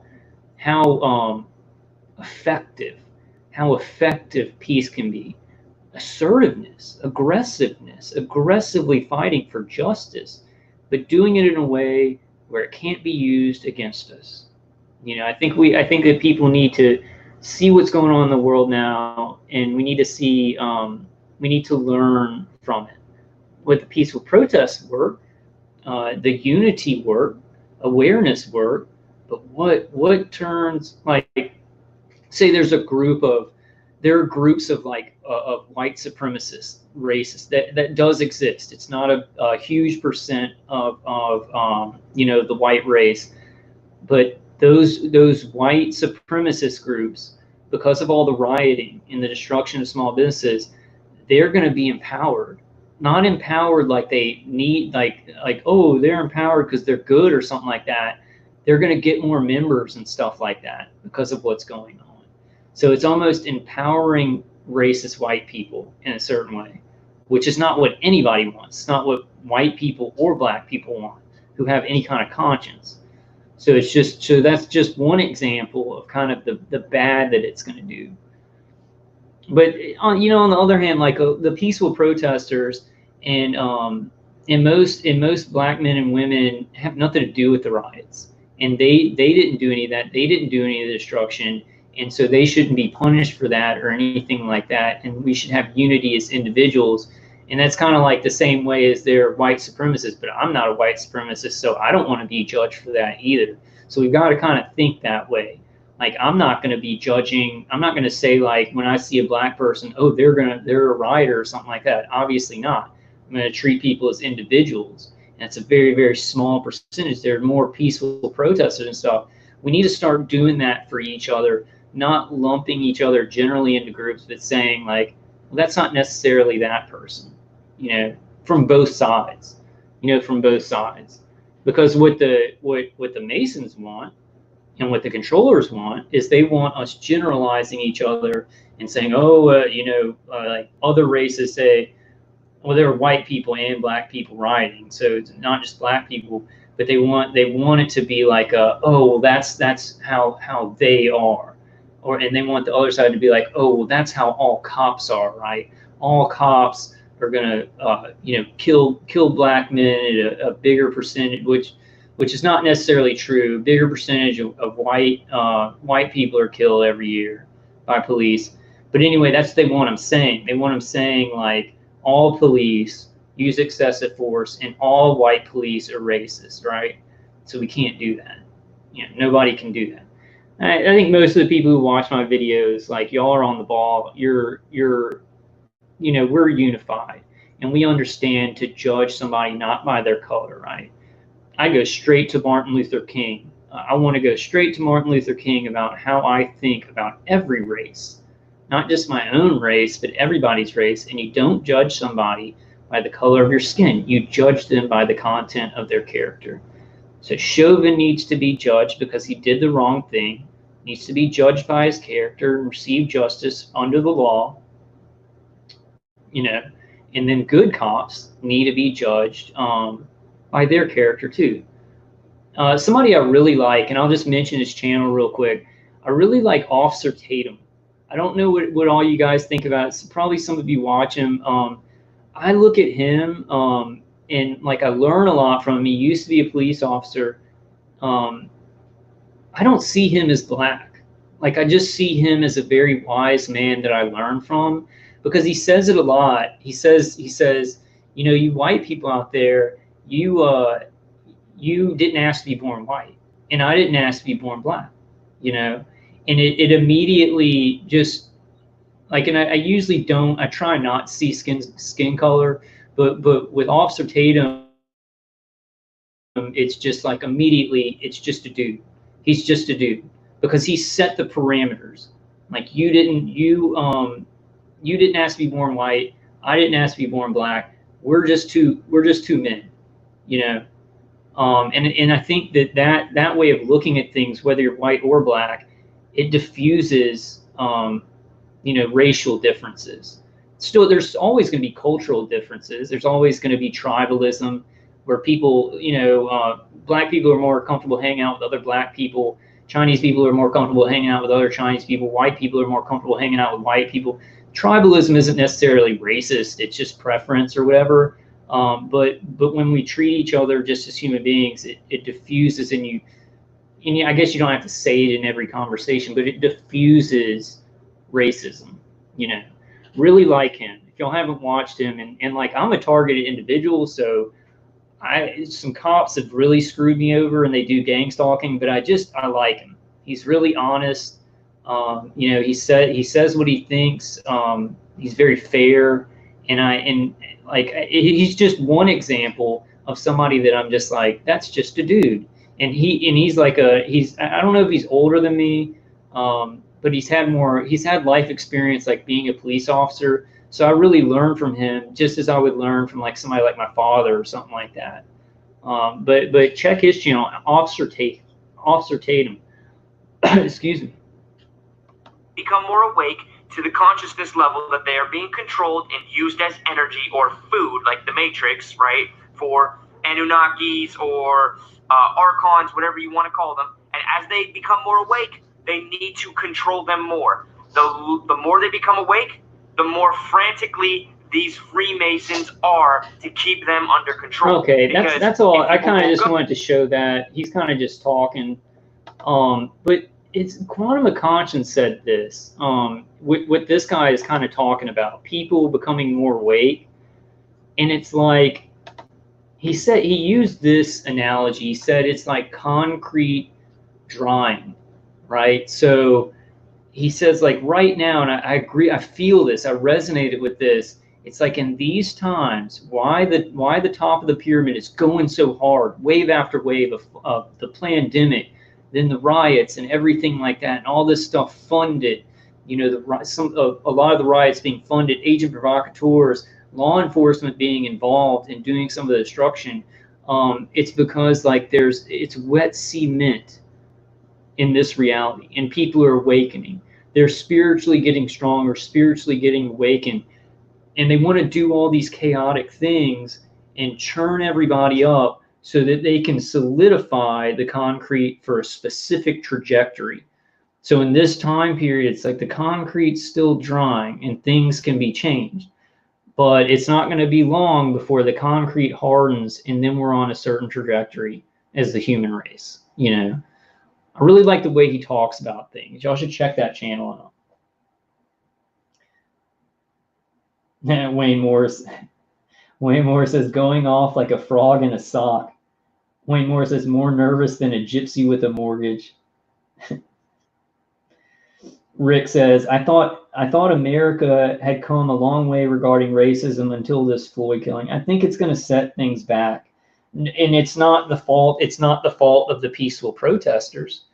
You know, I think that would, if it was all peaceful protests, I think it would have been a great step in the right direction. But because you had agent provocateurs and rioters and everything, I think it's going to be a step back. I noticed it, like I'm being murdered by white people. Like my human operators that are microwaving me, they're white. I think with targeted individuals, they try and get, if you do have manual operators, like human operators, a hive mind team, they try and pick something close to your culture so that they can understand your mind better when they're doing remote neural manipulation, stuff like that. Also, most of my gang stalkers are white that are around my apartment. But I was walking out, and this is just something I noticed the other day. I was going out to get a pizza, and I saw a black woman coming my way, and I didn't make sure, I just wanted to treat her as a human being. So I like looked up to wave and stuff like that. She would not look at me. She would not look at me. And then I went to the pizza place, and there was a black woman there with her husband and stuff like that. And like I just walked in, and like I wasn't even waving or anything, but I just kind of like looked around, and she like looked over, and then she quickly like looked down. It was really weird. So it's like it was not, I couldn't process it, because it was almost like because of what was going on, they looked at me as an oppressor or something like that. But I'm being murdered in my home. I'm being tortured, and it's just this weird thing. So even in my individual life, it's created, like with just strangers who you say hello to, it created this kind of weirdness. People don't know what to think about each other, white and black. It was it really made me sad, because I'm like, I'm being murdered, I'm oppressed too, and I'm just trying to treat people like they're human, and it was just very weird, very weird interactions. It's two people. Most of my interactions with everybody, white and black, are still okay, and most people like don't let it get to them. But I think for the time being, racial tensions are going to be more pronounced because of the violence, which is very sad. Gloria says, Sheryl Lewis says, "Don't murder me."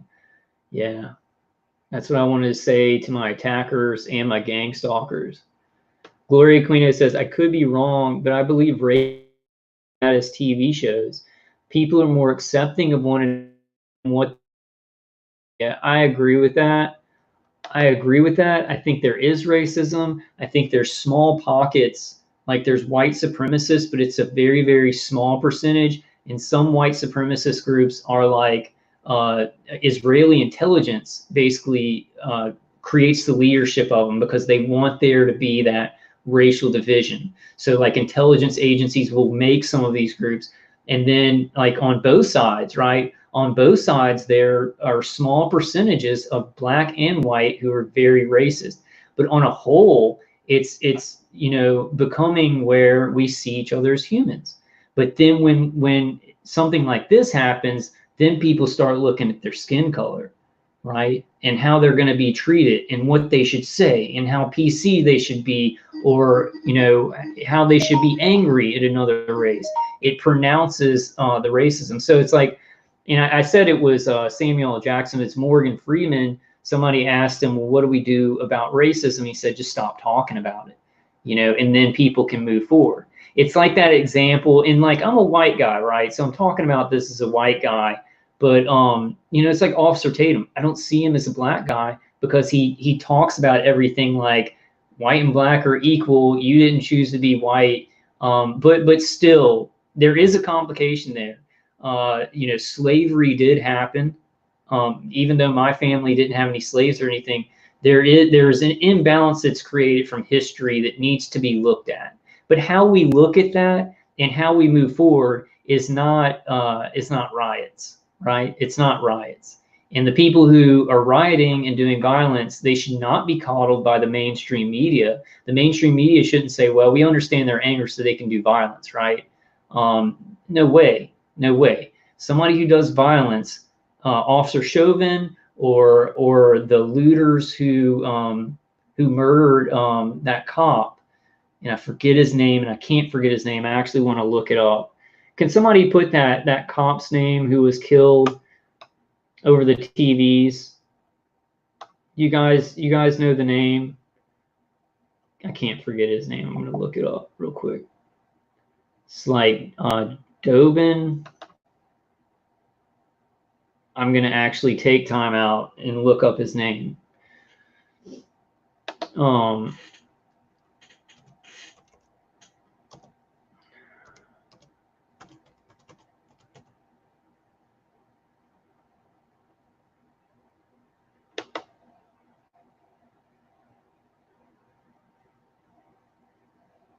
Oh, I can't find it. David Dorn, Mr. David Dorn. And I think there need to be more videos out about Mr. Dorn. Officer, well, he was a retired policeman, but I mean, that's an older black gentleman who used to be a policeman, and he was trying to protect businesses, right? But we're talking more about George Floyd, and the mainstream media is not doing news stories on David Dorn and his tragic death. I think Fox News did a little bit, but no other mainstream media outlets, because it doesn't fit the political narrative, right? And we need to say every life matters. And when a whole bunch of deaths come out of like what's going on in our country, each one of those deaths needs to be important. You know, we can't just say somebody's life's important if it can give somebody some political fuel, or it can give the New World Order what they need to divide the races, right? Make their life, you know, like George Floyd, you know, in the mainstream media, he has angel wings, and he worked with Mother Teresa and everything like that. When that's not the case. Like, he actually held a pregnant woman up at gunpoint. He did bad things in his life, which I'm not saying that his murder is justified. Like, that was a horrible injustice, but the way that it's being handled is ridiculous, right? He's being used, his death is being used as a political tool for the left, and it's being used as a political, well, not a political tool, but a geopolitical tool for the New World Order, and that's disgusting. You know, we need to honor his death. We also need to honor David Dorn's death. You know. Hey, Vocal Sword said he was a violent. Okay. Well, I think he was a Mason. You know, I'm sure he was a good guy in a lot of ways, and he made some mistakes. I think it's ridiculous that they're trying to make him out to be like a super saint, right? He was this sainted person. Oh, and he had the CV virus, right? They're trying to take his death and make it the most political thing that they can, while none of the left-wing media is even talking about David Dorn, because they don't want to talk about a black ex-cop who was murdered because of the looting, because they want to go soft on the looting, right? Vocal Sword said, I doubt he is dead. I'm starting to doubt it too. With what I'm seeing. I still think that it happened like that, and it was some kind of like a ritual thing, a ritual, real killing to then start all this stuff. But I'm being convinced otherwise as we go on. Brian Lee says, so they know what all TIs are and doing, but have no clue about these violent groups plotting stuff out. I would guarantee you they know exactly. Yeah, and that's your point, is that they know what these violent groups are doing. I guarantee you, people in Antifa, people in Black Lives Matter, black and white people who were out at the protest and who were out rioting and looting, a bunch of them were being remote neural monitored, and they saw everything that they were doing. But they let it happen, right? Just like Myron May, right? Think about Myron May. That's the Navy Yard shooter. Myron May, Myron May. Just like Myron May, he was being remote neural monitored, but he went and did that shooting at the Florida FSU library, right? Florida State Library, and they let him do it. And he went out there, and cops shot him, and they had a team of human operators with remote neural monitoring, you know, automated systems too, integrated directed energy weapon systems, seeing through his eyes, remote neural monitoring him when he went in and shot people. And thank God he didn't kill anybody. And they just let it happen. Hey, what's up, Barefoot? How you doing? Barefoot Sun Gator says, hey, Vulcan Wolverine. How's your targeting? I hope it hasn't mine's kind of gotten worse from all the stuff going on. Vocal Sword says, Freemasons have tried to get me to fake my death. It's pretty normal for them. Yeah, I've almost been killed a couple of times, near-death experiences. And then like a few years ago, they kept on B2K, they kept saying, suicide. We're going to get him to kill himself. They seem to not be able to do that because, like, I just kind of push through no matter how bad it gets. In my faith, my spirituality is, I can't do that no matter how bad it gets. But I think a lot of targeted individuals have ended their own lives. I knew one, I've known a couple actually, but I really knew one target individual, and he ended his own life. He hung himself. It was in 2015 or 2016. And you got to think about this. So you probably had a hive mind team on him, doing the remote neural monitoring, doing the remote neural manipulation. They watched him kill himself. I've said this to my attackers at times because they switched up my attackers at one point. They got some people who it seems like they've done this before. It seems like they've got a lot of experience doing this, especially with the brain, especially like with the remote neural manipulation. They're doing very sophisticated things. And I said, have y'all watched somebody? Have y'all actually surveilled somebody and looked at their brain while they're committing suicide? And I kind of think that they have. I'm not entirely sure about that. Tanya Bauer says, yes, Kyle, Philip Leak was a beautiful young man. No, it's not him, Tanya. It was somebody on the conference calls. Someone on the conference calls named, it was so long ago. It was like 2015. I can't remember his name. I would remember, like, if I wasn't targeted, I would remember his name because I was friends with him and he killed himself. But it's been so many years, and I can't remember his name. I think it was like Paul. It was Paul, and he lived in San Francisco. And I remember one night he was on the conference call.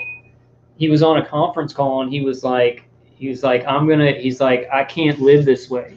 Like, if you hear a targeted individual say, I can't live this way, talk to them and make sure that they're not planning anything. That doesn't always mean that. I can't live. I say it sometimes. I'm like, I can't live this way. But sometimes that is a sign that somebody's going to maybe try and take their own life. He was on this conference call, and he was talking to people. Like, Linda was on the phone. And some other people, and they were trying to cheer him up and trying to come up with defensive things. And I was listening to the conference call, but and I talked to him before, but I was listening on the conference call, and I was like setting up my defenses, right? I was setting up my aluminum and stuff like that. And so I just listened to the call, and I didn't jump in. I wanted to jump in. Like, I was like, I need to get on the phone. He sounds like he's in a lot of trouble. And I had some new things that I was working on defensively. I hadn't found Dave Case's CD yet, but I didn't end up. I was like, I'm just going to set up my stuff and listen to the phone call. That was his last phone call. And so, like, I heard that he had taken his own life, and I was like, I didn't get on. Maybe if I would have gotten on the call, and told him some defensive stuff, maybe he wouldn't have done that. So I remember it very vividly. I didn't think that. I didn't think that would be his last conference call, because a lot of targeted individuals are like, I can't live this way. This is really bad. But I was like, man, if I would have just jumped on there and gone through everything that I was using for defense, maybe if I would have talked to him, maybe could have given him a little bit of extra time, and then something, then he wouldn't have done that.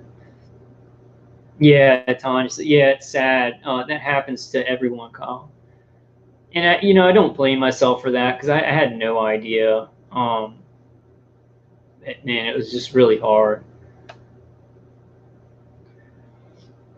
Thanks, arachnonixon. Yeah, I don't now. I mean, the thing is, and arachnonixon says, Kyle, don't beat yourself up about it. The deal is, I mean, I've been doing, moderated calls for 2 years, and then I've done videos, and it's like a lot of targeted individuals, they just disappear. Some just kind of leave the community because it's too much, and they just want to live their lives. But some, I think, have died, and we don't even know it. So it's a really, really shitty thing where we keep going, and then it's like, there's targeted individuals in groups, and then some will just disappear. So many targeted individuals have died, have either committed suicide or their bodies have given out, and we just don't even know about it. Like, because they're, Ella, I think, and some other organizations have done as much as they can to, like, have a buddy system. FFCH, It's not that. PAX International, they try and set up buddy systems, but because of the infiltration and our justified paranoia, a lot of targeted individuals don't want to get on those buddy lists. They don't want to give out their information. So it's like we don't even know. Some target individuals, they've maybe been on conference calls, come to some videos, then they kind of leave. They get tired of it, or their torture's too bad, and then they're just gone. You know, either taking their own lives or their bodies give out. Some of them just don't want to be in the group anymore. They're like, I just want to live my life. This is getting to be too much. But some have actually gone off and died. We don't even know it. It's a horrible, horrible thought.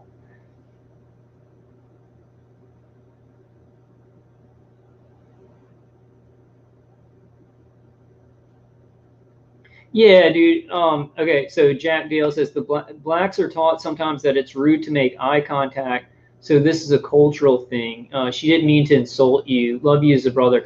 Yeah, I'm not even sure if, you know, she may have just been paying attention to something else, but it went through my head. I was like, is she not looking at me because like of all this stuff going on? But in the pizza place, the black woman in the pizza place, like we met eyes, and she like quickly quickly looked down. Now I had these crazy glasses on, right? So it could have been that. I wear a lot of crazy stuff because of my targeting. I'm just saying, like the bottom line on those things is you can kind of feel it, right? You kind of feel things not being more balanced, people not seeing each other is just individuals, right? Like before the riots and George Floyd's death, like I think that overall a bigger percentage racial relations were good. Like people weren't, it wasn't like this weird thing, but you just feel it more in every community where it's either white people bowing down or kneeling down, white people kneeling down, or black people not trusting some white people. The fear and mistrust is amped up, you know. So we're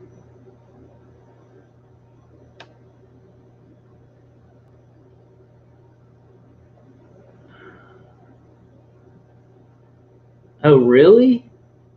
Sheryl Lewis says, I've seen some TI's channels and comments faking their deaths, thinking that shit is funny. Talk about fake TIs. I've never seen that. I've had it where TIs will just kind of take down their channel and disappear, and I worry about that. Well, I've seen Brian too, and others who are like close to death. But when he does, like when he's like my heart, like he's not faking. That hurts. Like I have to say this. If I was just coming on these videos and showing how I feel sometimes, I'd be doing what Brian's doing. I'd be like, oh my God, oh my neck, you know, but I try and push through it and give information, and he does too. Sometimes this stuff's like so bad. It's like you can't, it's like you want to just tell people how bad it is, hoping that, wow, they can know how horrible this is and maybe help us, you know.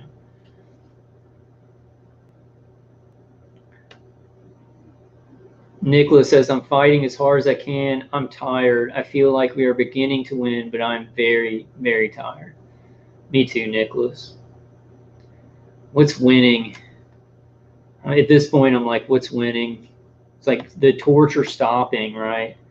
Let me go through this idea. Thanks, Wayne. Wayne says, Kyle's a warrior. Yeah, man, I don't feel like myself anymore because of the remote neural manipulation, the psychological stuff my attackers are doing in my body. The iron has made it a little bit better, where I don't feel completely exhausted. It feels like my body's able to breathe a little bit. The severe fatigue and exhaustion has kind of come up a little bit, but it's just been so long, you know, that I'm just like, man, at the beginning, I was angry. I was getting attacked. The external hits were worse, and I was like, I could get pumped up, and I was like, yeah, we got to do this, and I could use that anger and frustration to kind of funnel it into positive, productive things for us, defenses, activism, moderating calls and stuff. But now it's just like, ugh. Yeah. And Gloria says, guys, never ever give up. Definitely can't. Got to keep living. We got to keep fighting for our freedom. I want to say this real quick, guys. I think this would be a really good idea for us. I'm going to make a short video after this. I got that DTI MRI, the MRI DTI in 2018. In 2013, I got a regular MRI. So I have that regular MRI and then the DTI from 2018. To you guys, you targeted individuals who have insurance, I think that yearly, at least yearly, we should all get an MRI DTI. I'm gonna try and get one this year. And like, I know things are crazy in the world, but I think that if you get a yearly DTI, a diffusion tensor imaging test, then the problem after that, but what it'll do, the diffusion tensor imaging test will show changes to your white matter tracks over the years. If we get one every year, a neurologist, and we'll have to find a neurologist that knows what he's looking at when he looks at those white matter tracks, because the remote neural manipulation is changing our white matter tracks. So I think that if we get what the problem with mine in 2018 is, I think the neurologist was lying, but it was only one of them. So he was like, okay, everything looks good to me. But if we take it yearly, there will be visible changes if we get it to the right neurologist that knows how to read a diffusion tensor imaging test. I think we need to start doing that every year. We need to get a diffusion tensor imaging test, an MRI DTI, because I think that whenever you can compile that evidence. I don't know, you know, about getting a lawyer. I'm going to try and do that soon, but I think that would be, yeah, Wayne, write that down. MRI DTI, and then look it up. We need to get that every year, and there's some blood tests that we can take too. And I think we need to be doing that maybe every couple of months, but especially the DTI, because there will be changes in the brain, right? And so I think we need to start stacking those up, getting them every year. Like, I hope that this doesn't last for much longer, but I'm not hopeful, you know, that it's going to end soon. Wayne Moore says, threaten the hospitals with that if you are held. Yeah. We could have it for, like, if you do get put into a mental institution or something like that, you can have your stack of like 3 years of DTIs, and then you get a neurologist that knows what he's looking at, and it will show changes to it. I think it's just one idea, right? It's just one angle, but I definitely wanted to present that, and I'm going to definitely start doing that. This year I'm going to get one, then the next year, and I'm going to compare it to the one in 2018. So that, I think that's going to be good evidence coming up soon. We need to find other things like that, physiological changes that are happening to our body. Our calcium channels are being eroded, so we need to figure out what kind of testing is done to see your calcium levels. We need to get consistent testing to see the changes in it, and also iron too. Our ferrum levels or something like that, whatever creates iron in the body, that's also being messed with. If we can find these tests and then do them regularly, and then you have that stack of evidence over like 3 years or 4 years or something like that, and there will be significant changes to it. And then I think it would push our attackers into not doing certain things if they know that we're stacking up certain evidence, right? So I did want to mention that.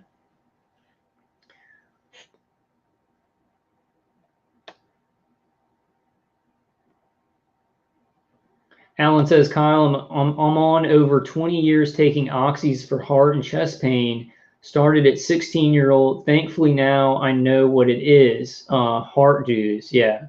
Now also 24/7 V2K, but now I have answers. That's awesome, Alan. That's the place to start, man. We have to know what's going on with us. And if you want to, like, what I would maybe try, because I think that I've taken painkillers before. Like after my surgery in 2008, I took painkillers for like 3 or 4 years, 2 or 3 years maybe.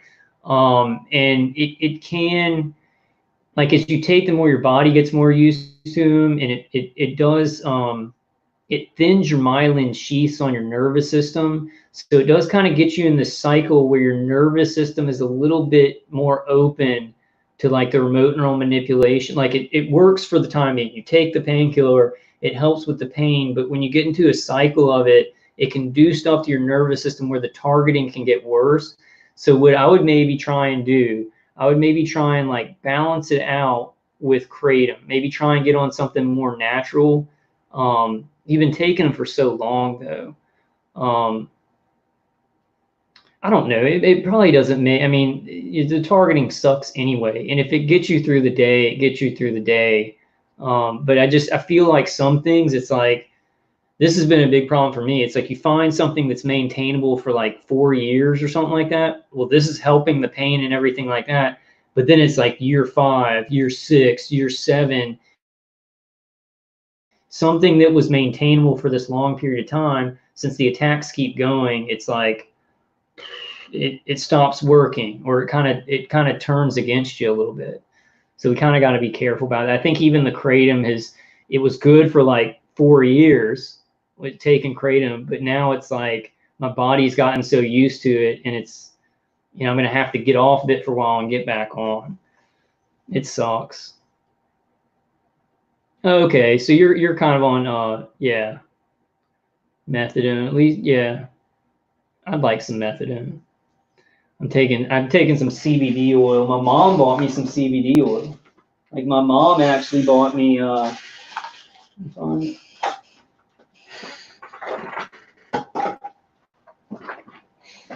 the iron has given me more energy though. The iron is probably out of all the supplementation that I've been taking for a while, taking the iron has made the biggest difference in the last couple of years, because I didn't know it, but I think for like 20 years, I've had an iron deficiency because of the targeting, and it's been getting worse and worse and worse. And then I was taking multivitamins, which had no iron.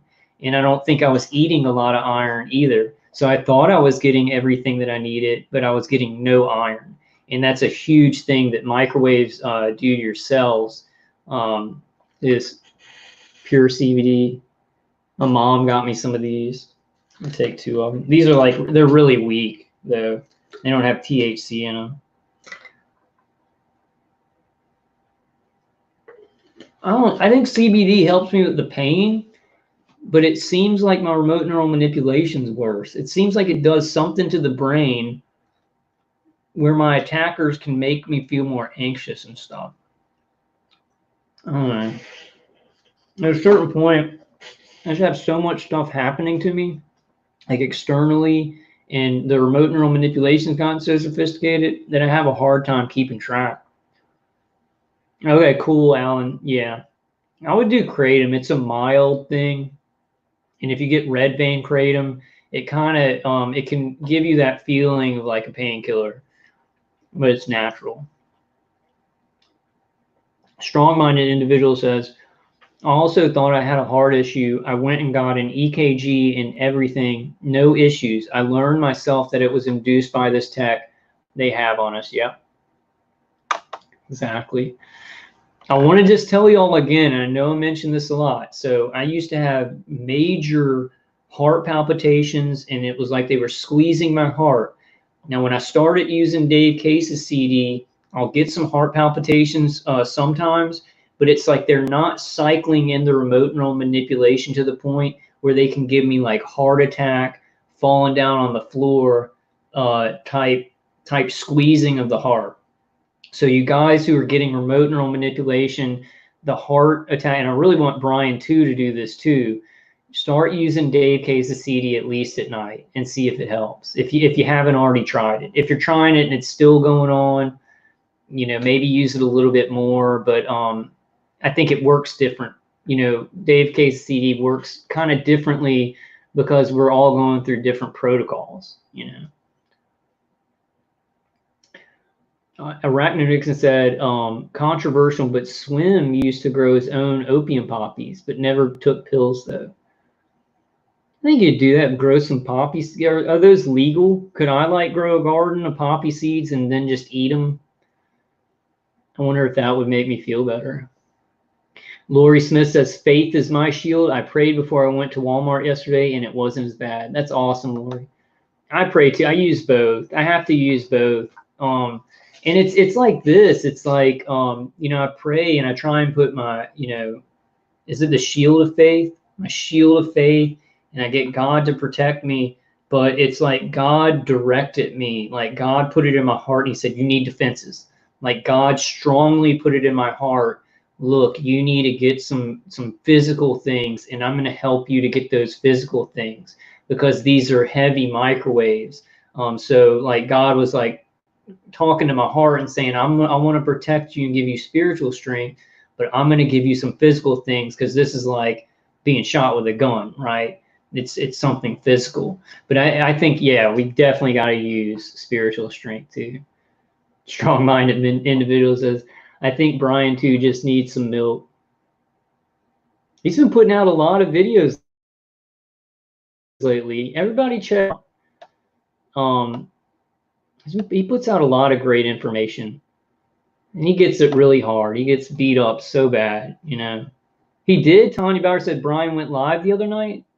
I got to check that out, man. I didn't think he'd go live because he thinks everybody's chatterbots.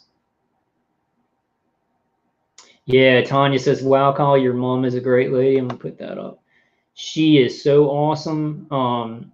She was, you know, she was talking to me about the riots, and she was like, yeah, I think that murder was set up for the Democrats to get more political power. I think she still thinks the murder happened, but she thinks it was a setup. And I was like, go mom. Like, she's like, seeing, and one of her friends, Michelle, who's been a friend for a long time, is telling her about Q and telling her about, you know, the Illuminati and all this stuff. So, and because I think it's because of me, she was talking to her friend Michelle, and she's starting to see these things, which I have mixed feelings about that. I really kind of don't want my mom to worry, but I do want her to know that, like, I'm not mentally ill, you know.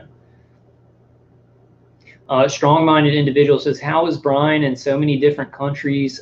Does he have a private jet? No, I think the thing is, I think that he has money from his previous job. I think he had a good job. Like, he had a good federal job before he was targeted. And so I think he has money saved up to do that stuff. And I think when he goes places, he stays in like hostels and stuff like that. So he doesn't go to like rich hotels or anything like that. He goes to places that are real cheap. So like the only thing, and then I think he makes sure that he finds deals on flights and stuff like that. So I think that he actually had some money built up. Yeah, Tanya Bauer says she's waking up, Kyle. I think tons of people are waking up. I think so many people are waking up. They're seeing how obvious the divide and conquer stuff is. How obvious that CV is like 0.04 fatality rate. I think it's like, so 4% fatality rate. People are starting to see it.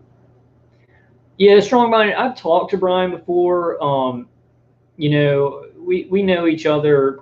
We've known each other for a while.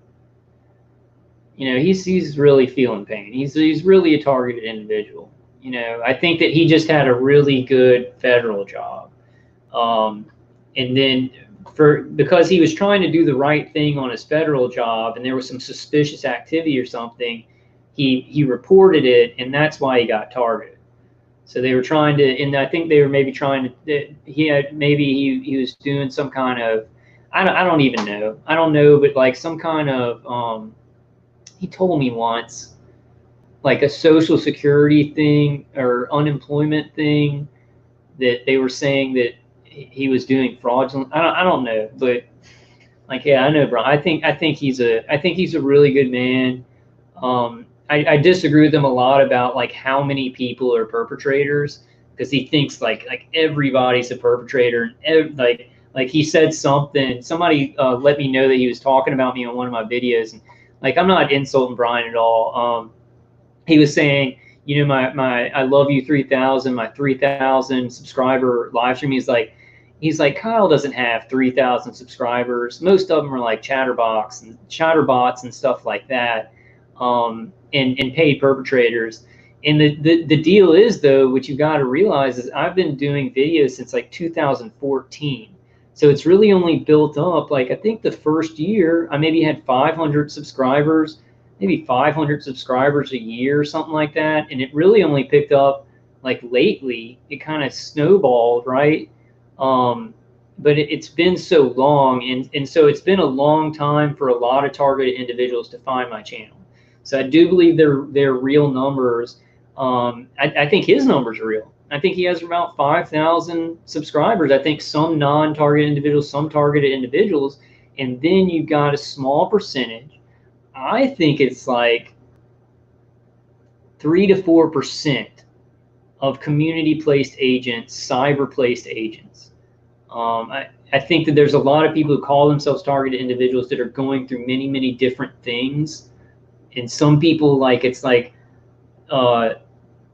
you know, but I just think that the fake TIs, people who are paid to be a fake TI, I think we're looking at like a very small percentage. But you just need one person or a couple of people in a chat to be fake to make us all think that each other are fake, right? And that's why I try not to. I just don't think you can win that. You can't win that game of like, oh, you're a perpetrator. Even if you know somebody's definitely a perpetrator, you're going to accuse them. 50% of target individuals are going to believe them. 50% of people are going to believe you, unless you have a channel, which everybody on your channel is just going to believe you, right? They're going to be like, yeah, that person's definitely a perp. So it becomes a, like, if you have a channel like me, you have a channel like Nex, and you call somebody out as a perpetrator, if they're not, you've got everybody on your channel hating them and thinking they're a perp. So it just becomes a very, very messed up game where I want to move forward. And I feel like the more that you kind of swivel out of that, work with real TIs, then you can move forward better. And then those perpetrators like, well, we're not going to be able to get much anxiety or anger out of perping him being a fake TI, so we're going to just kind of go away. People deal with stuff differently. I think that people kind of think that I roll over on a lot of stuff, but I have people murdering me. Like, I have ex-military people, sophisticated mind control, you know, murdering me. I don't want problems with other targeted individuals. I don't, like, sometimes if something goes wrong, I will just maybe not even talk about it or something like that, because I want to put out information, help other targeted individuals. We get into this, like, he did this, or whatever. It's not good for anybody. And especially with remote neural manipulation, like, if I wasn't targeted, I could get into a fight with somebody and be like, oh, no, I'll get everything amped up, and then no big deal. My mind, I could just forget about it. But with remote neural manipulation, they're going to take things when you're in a negative situation, you got negative feelings with somebody, they're going to amp it up, keep injecting it. So I've got to try and keep things as level as possible with people that I know are not perps, right? Because I got people murdering me and people gang stalking me. I got to focus on that and focus on pushing information out, right? Pushing information out to you, and you guys pushing information out to non-TIs. It's a problem, though. I really think the idea of swear on the Bible. So ask somebody what's important to them. If they're a TI, ask them what's important to them and say, let's both swear by the most important things in our life. And so my parents are very important to me. Jesus Christ is very important to me. The Bible is very important to me. My dead grandparents' graves are very important to me. I swear on my dead grandparents' graves that I'm a targeted individual, that I ain't paid by anybody, that I'm getting remote neural manipulated, that I'm getting externally targeted. So you get people who say, well, they would just lie too, but some of them would maybe try and be like, you know, because I know that real targeted individuals might say, well, no, you don't need to prove yourself, right? Why? If you're a real TI, let's do some of that. Let's do some of that. You know, I don't want to say rituals. That's the only word I can think of. But when you're talking to somebody, let's have some protocols, right? Why don't we have some protocols to safeguard ourselves? And then we can think of, and maybe that's not the best one, right? Maybe that's too hardcore. But while we're waiting on finding better solutions and we're moving forward to where there will be less and less people being fake TIs, because we're going to get further and further into people knowing about this, right? And they're going to take off some of this, these cyber stalkers and community-placed agents, agent provocateurs and stuff like that. Actually, I think there will probably be more of those people in our society. But you know, it's something that can, yeah. Well, Tanya says, we know, Kyle, you are a real TI.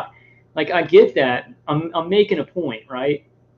Like, I'm making a point. I know that most people know that I'm a real targeted individual. The way I talk about it, you can tell I'm experiencing it, right?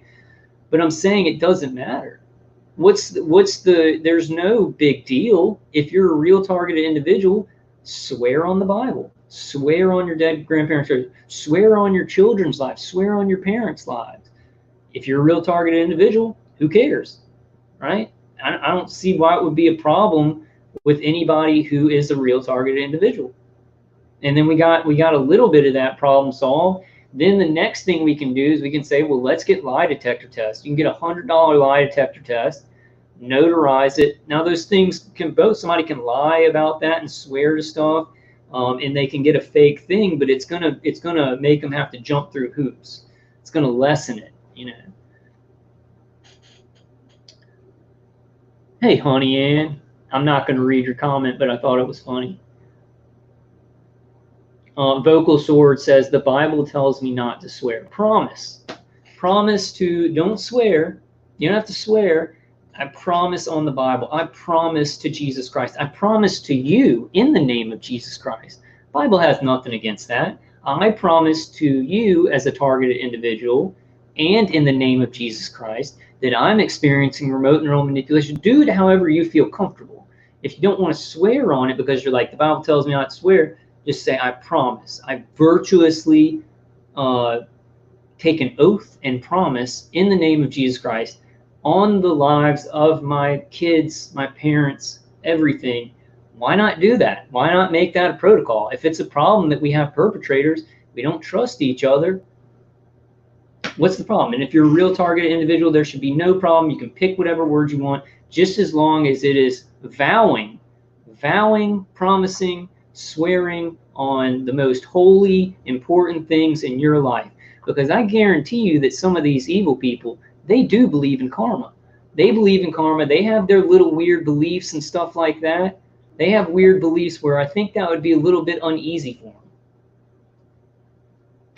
Vocal Sword says, I speak the truth. That's fine. Like, just, I mean, I'm not trying, this is a general thing, Vocal Sword. I'm just saying we should implement this as a protocol where when you talk into a targeted individual, both people do it.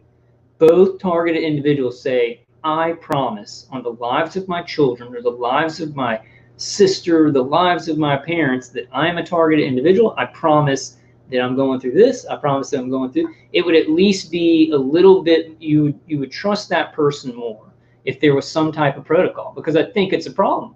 We start talking to each other and people are like, yeah, I'm going through this, I'm going through that, blah, blah, blah. And you're just talking, but there's no oath taken. Why don't we put that layer in? I don't see any reason not to. It would protect real targeted individuals. It would make it very, very hard for people who are lying, you know. So you wouldn't vote? Why not? If you're a real targeted individual, you're saying, Vocal Sword, you're saying, I don't actually trust anyone. Problem solved. Let's, when we talk to each other, look, this is what I'm going through. I swear that I'm a target individual, you see. See, if you're a real target individual, there shouldn't be a problem. There shouldn't be a problem. Like, I know I don't have to prove myself. You don't have to prove yourself either. No targeted individual has to prove yourself. We're talking about fixing a problem. We're not talking about you proving yourself. We're just talking about how do we fix a problem. And that's going to fix a lot of the problem if we swear to each other or promise to each other or take an oath to each other on what we are saying is true. Because even these most evil, lying people, they have these weird morals. They have these weird karmic things. So a lot of them would have a lot of trouble doing it. Okay, yeah. Yeah, I see what you're saying. A lot of people would still lie. a lot of people would still lie, but a lot of people would have a hard time, even if they were evil, deceitful people, right? It would just be one thing that we can implement with other things. Because I want to get past all that. Like, I want to help real target individuals. I want real target individuals to help me. I want to talk about this stuff. And it seems like a lot of times we get sidetracked. And that's why cyber stalkers are in our groups. It's to get us sidetracked. And the whole deal is somebody who is a fake TI is going to be accusing everybody. Now, I'm not speaking of anybody specifically. I'm saying somebody who is not a real TI, they're going to come in here and point their finger at everybody. And if we have a system where whoever accuses somebody first is the real target individual, we got a real problem. Because I think some of these liars, they like to point the finger and they like to sow discord and they like to accuse everybody. And then in most targeted individuals, whoever accuses who first, it's like, yeah, that must be the real TI. He's accusing somebody. So why not just solve it? You have a little protocol where you say, you know, I am a real targeted individual, and I promise on my grandparents' graves. I promise on the lives of my family. And you have nothing to prove if you're a real target individual. It's just about solving a problem, you know. Honey Ann says, TIs have a hard time trusting anybody because of what we go through. And the sad thing is when other TIs slander good people because of their own issues, that's torture of its own. Yeah, that's exactly right. I mean, that's exactly right. I've been accused, you know, not even doing anything to anybody. And people get mad at me and accuse me of maybe not being who I say. And it's like on top of the remote neural manipulation, on top of the gang stalking, then I get it from the other side. I get it from TIs, you know, or fake TIs. It's added, you know. So it's like it shows, like, if you're a targeted individual and you're going to come up and speak the truth and try and help target individuals, you're going to get it from both sides. You're going to get attacked harder from your attackers. You're going to get more gang stalking. Oh, and then some TIs are just not going to trust you just because you have a YouTube channel. You know, it's ridiculous. We need some solutions. So I think we should just offer solutions. Yeah, Wayne Moore says, doubt me, but fuck off. Yeah. And there wouldn't be that problem. If we can set up this oath, taking the oath, and promising, vowing, swearing on the most holy things in your life, the things that are most precious to you. And then let's try and enact that. You know, some people can do. I think it's a great idea. If you're talking to a target individual the first time, it's just a thing, right? It's not like you're saying, hey, you need to swear now. It's just a thing we do. This is what we're going to do as target individuals. Now, I can't enact it. I can't enact it into law. I'm saying it would solve some problems. It would make the people who are fake and lying, it'd make them kind of stay away a little bit, because they wouldn't want to do that. Some of them who are just like awful, straight up evil, you know, they would do it, but it would cut it in half, you know. And then do the lie detector thing while we're doing that. Joseph Wade Paulson says, they don't believe me because my story is different. With this solution, we don't have to worry about that. If you make a vow and you swear on what's most precious to you in your life, then you can say what you are experiencing, and it shouldn't matter if it's different. If it's targeting, it's targeting, right? So that way it would kind of cover that problem. Because, like, I do that too. Drunken Ninja says, I'm listening but playing games. I'll play video games and watch people's live streams. What was I going to say? Okay, my attackers are just blanking out my head. I do that too, though. Like, I will, if somebody is not going through extensive remote neural manipulation and their nervous system's not being burned and they're not getting hit with microwaves in their body, and they're kind of like, well, I get gang stalking, but they don't mess with my mind or my body, I kind of doubt them sometimes. I'm just going to be honest. And like a lot of those people, I know that they're going through something, but at first I'm like, you know, if somebody's not going through as rough as I am, are they really a target? Like, if they're not going through any of that stuff, I'm just like, what are they going through? Or do they maybe think they're a targeted individual and they aren't? But I'm sure that there are some gang stalking protocols where somebody's being remote neural monitored and they might not be being tortured. There's just so much different stuff going on. I think it's a good idea. I think it's a good idea, the little kind of protocol. Yeah, Tanya, that's right. Says, Kyle, everyone is at different levels. Exactly. Lynette says, it is really sad and messed up that other TIs falsely accuse other TIs.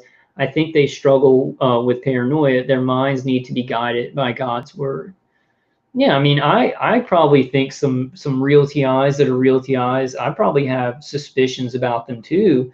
As you go, like if you ever get burnt, like if you get real burned by somebody who said they were a TI and then like was gaslighting you and doing weird stuff, it makes you much more suspicious, and not on a crazy, just mentally ill level, right, of paranoia, but a real condition level with the remote neural manipulation mixed in to do weird, to make you feel paranoid. So I think we need solid things where it's like, can't question that. Or maybe there'd be a couple people lying about the protocols, but some of them I think would have a big problem with it. Yeah, Drunken Ninja says, not everyone that isn't a TI is a perp. There's also mental illness. God bless them. Yeah, it's true. It's very true. Like, I think that some people have troubles. They have very big troubles, and their lives have been hard. And then they saw the target individual community, and they were like, yeah, my life has been really bad.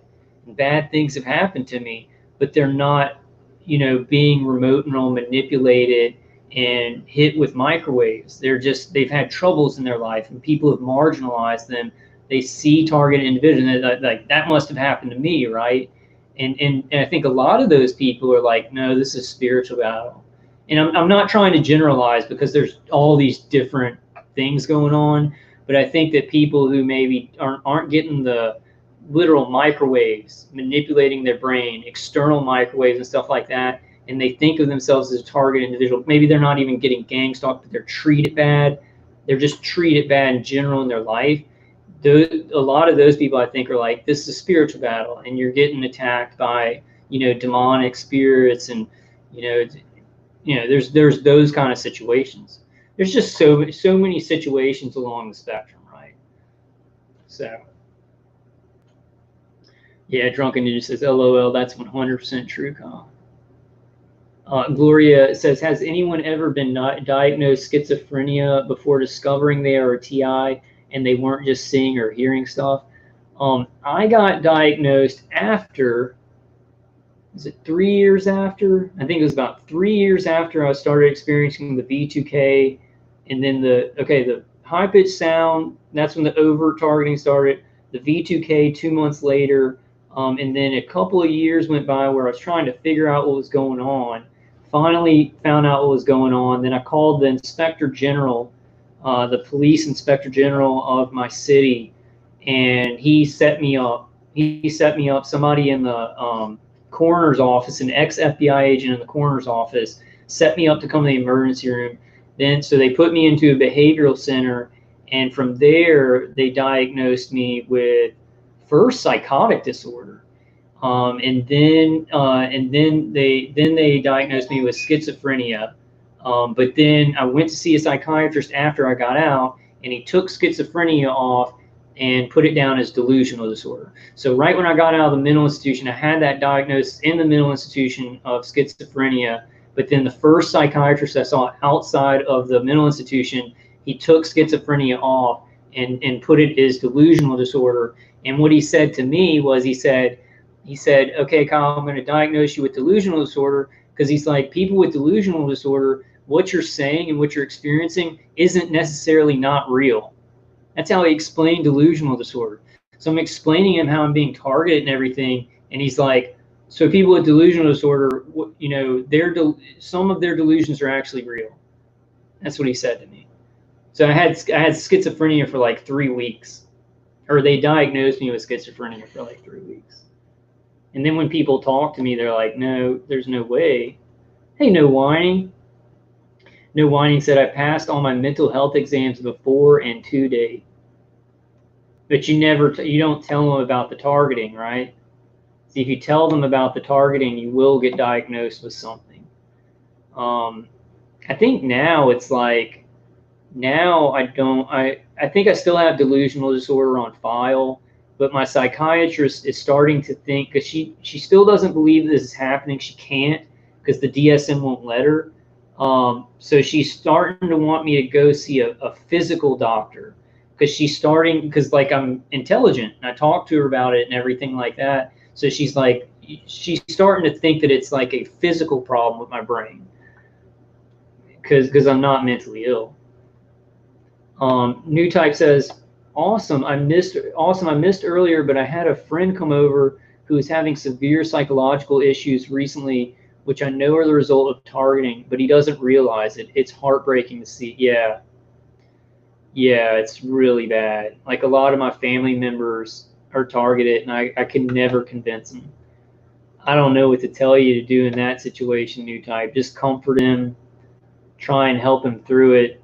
And if you feel like you're on that kind of level where he would maybe understand and, accept some things that you're saying, I would maybe try and let him know. I think people are better off. I think they're better off knowing. I think the targeting becomes different and more painful, but like, my dad doesn't know he's targeted, and they're changing him. They're changing him, and he doesn't even know it.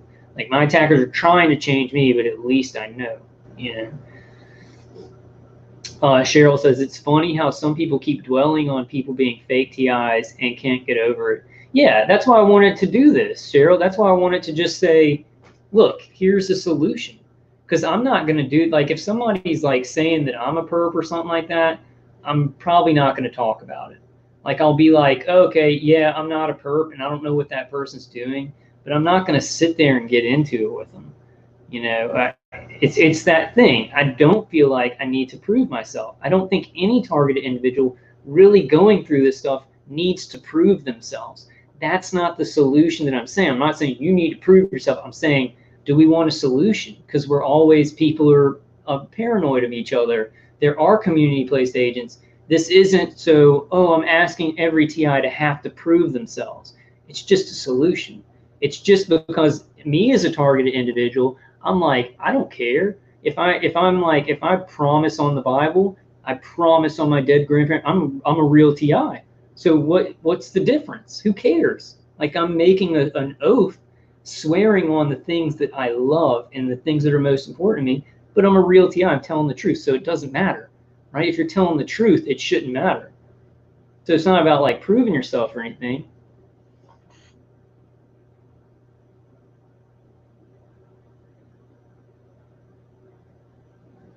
What's wrong, Vocal Sword? What's wrong, man?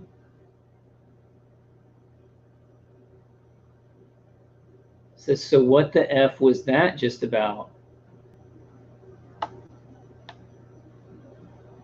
What do you mean? What just happened there? What? I don't talk about that all the time. I was presenting a solution. I'm not hung up on people thinking I'm a perp or not thinking I'm a perp. I don't like it. But is he mad or something like that? Hey, whatever, man. Sorry, Vocal Sword, if I said something that angered you. I'm just presenting a solution. I don't want to talk about that on every video, people calling each other perps and stuff like that. But I thought that I would offer a solution, and then we can offer more solutions after that. I don't see the problem.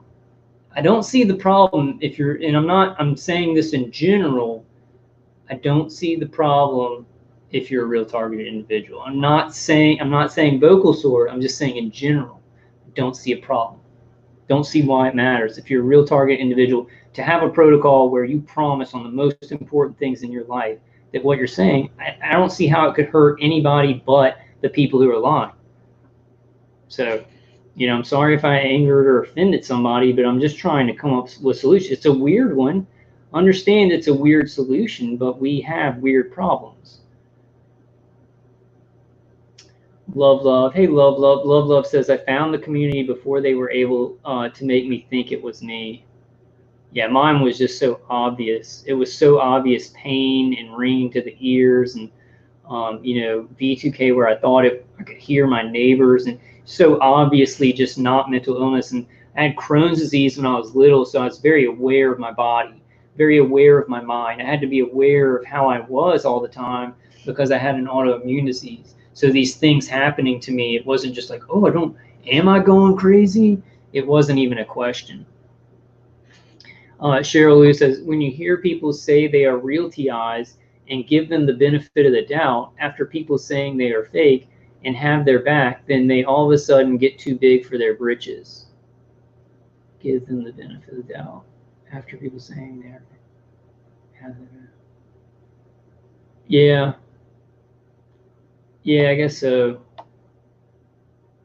Hey, let me show you this, guys.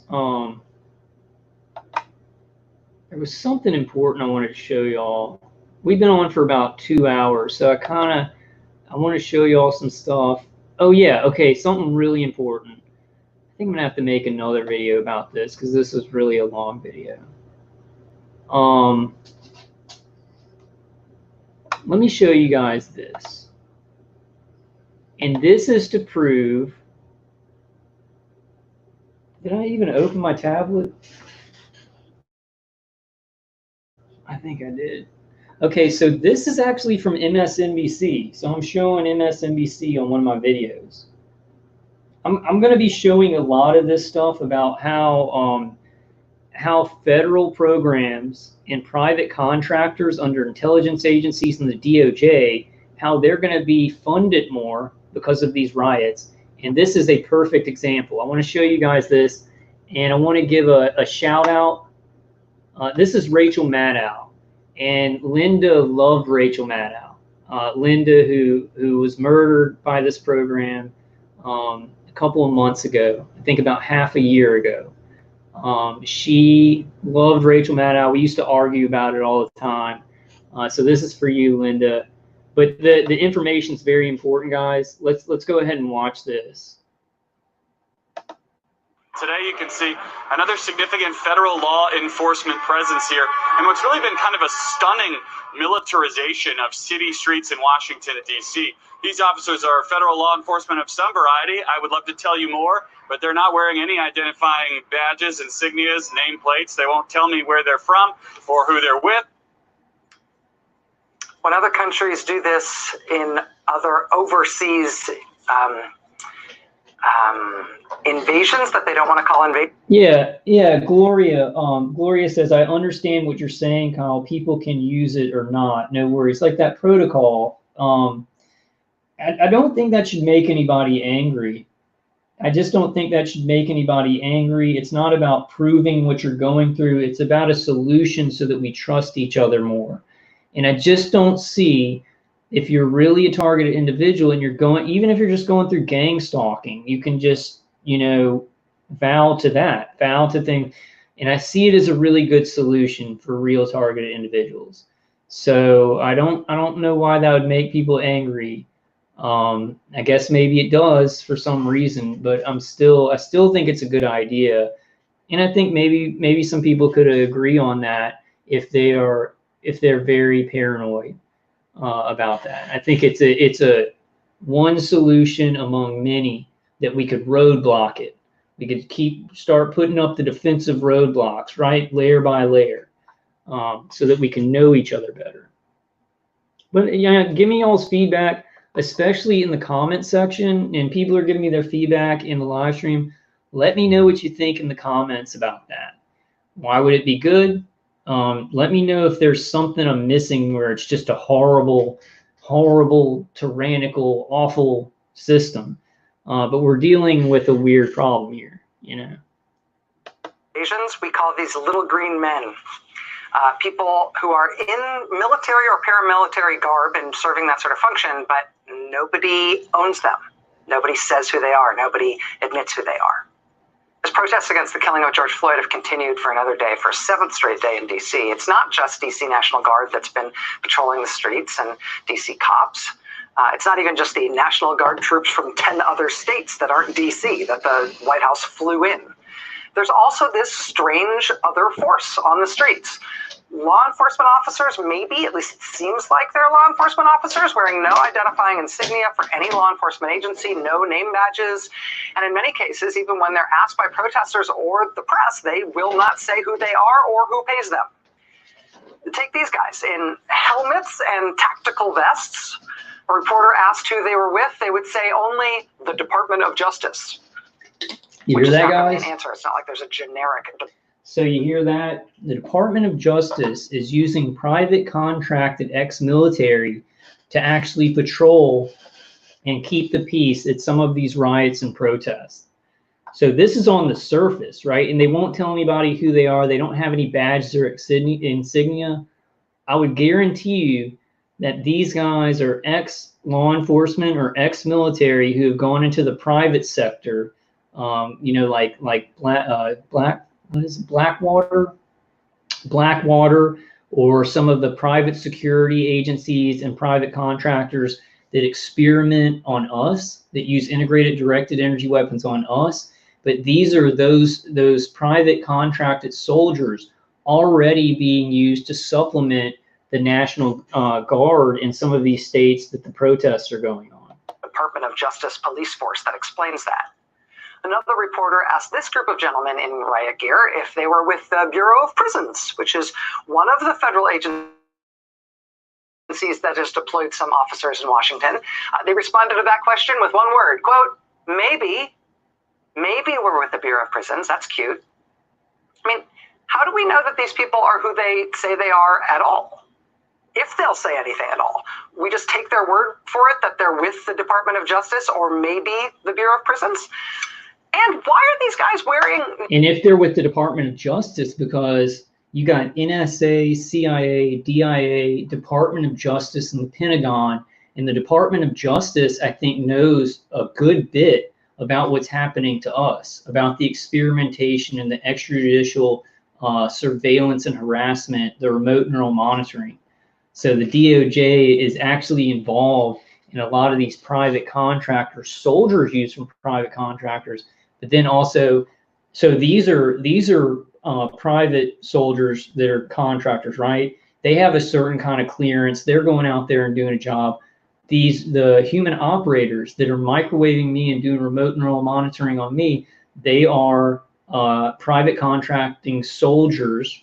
And I think I think mine are like what do they say? I think they're ex-Air Force or ex-Navy. But these are the type of people who are like attacking us. These people probably have lower clearances though, the people that they're using for these protests.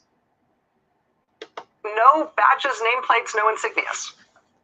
How does that help them in what they're doing in the streets? I mean, there's a reason a police officer who has the power to stop you, detain you, arrest you, use physical force against you. There's a reason a police officer has a badge number and a name in plain sight. The only reason to have officers take those identifying markings off is to avoid accountability for what they're doing. Yeah. Right? A strong-minded individual says, saw a vid of a girl giving bricks to black protesters to throw. It was like a group of white Antifa members, and then that lady was like yelling at them. And then there was that video of a white Antifa member who was like trying to organize a bunch of people going, we need to get those picnic tables and stuff like that. And then there was a video of some cops that had a truck. In the back of their truck, they were setting up bricks. So this is police officers, I think state police officers. So there's all kinds of agent provocateurs and organizations that are trying to beef up the violence and beef up the damage to small businesses. So many. If they do anything wrong, it makes it a deniable offense, not just by them personally, if you can pick them out of a lineup, but also by anybody who might potentially be held accountable for having ordered that, offensive or injurious or illegal action against you. If these are just randomly unidentifiable people with no names and no agencies associated with them, what do you do if they violate your rights or hurt you? How do you know who did it? How do you know who issued their orders? Hey, think about that, guys. Doesn't that hit it right on the nose? We've got people just like that, private contractors murdering us, microwaving us. Who do we complain to? They say stuff like they work for the NSA, blah, blah, but you can't believe what V2K says. How do we get help, right? And that's a question we've been asking for many years, but it's kind of interesting that she's talking about that. Unmarked officers, if they hurt you, who do you go complain to? So I think that's what, a lot more stuff like that in these private industries, these Frankenstein monsters that intelligence agencies are going to be using. They want them separated and they want them nameless so that there's less liability, or there's less of a way to get justice if you don't know who the hell they are. You know, it's just very, very ironic that she's talking about these guys being out at the protest, and we're getting attacked by our hive mind team members are probably higher up the ladder than these soldiers, but they also work for private security industries and private groups. My attackers are hitting me really hard in the chest right now. But the other, and honestly, darker prospect here, even darker than apparently federal law enforcement being deployed in this fashion against Americans in American streets. The even darker prospect here is this. I mean, who's to say these guys are law enforcement? What's to distinguish these unidentified, supposedly federal forces from random, self-motivated guys with guns who want to come down to these protests and play Civil War as private citizens? You know, or just hang out and be seen with their military-style weaponry and their off-the-shelf tactical gear. I mean, especially in the middle of a big rowdy protest, how are we going to tell the difference between unidentified, unname-badged federal officers and, say, this guy who showed up at a protest in Coeur d'Alene, Idaho today with a gun bigger than him and 2 more strapped to his back and his side? Or how about this guy who decided to do heavily armed traffic control at a protest in Casper, Wyoming, just on his own say-so, just your average local guy with a gun who's stopping you in the street? Or how about these randos who showed up at a rally in New Mexico in their words to, quote, protect people? Okay, whoa.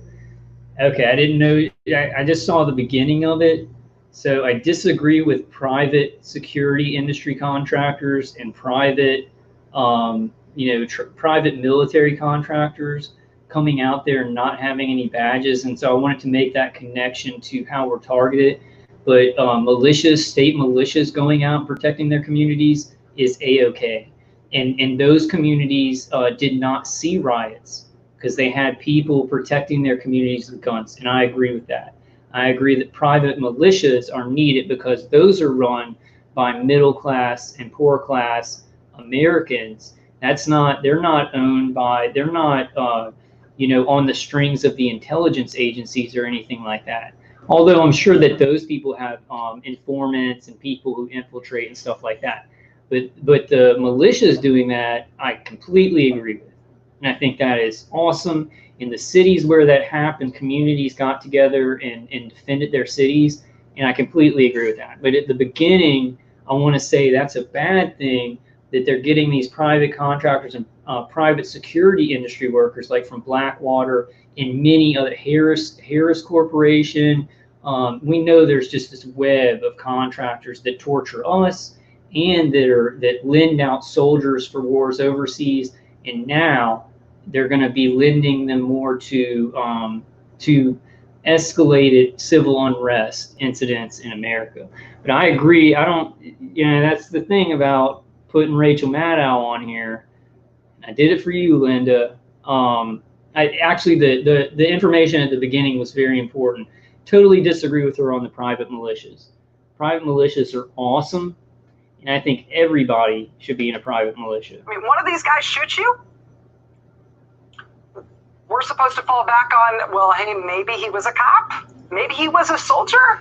Maybe he was, but who knows? Maybe he was some random self-motivated PE teacher with a That was the old bait and switch. Rachel Maddow just pulled a bait and switch. She showed something that is really, really bad. Private contractors, ex-soldiers coming out and being called to cities, and they actually are working for the DOJ or some kind of intelligence agencies. They're private armies that the government can use. That's a really bad thing. We don't want more of that, especially as targeted individuals. We don't want more of those people hired. We don't want these businesses of harassing citizens and torturing citizens to be beefed up.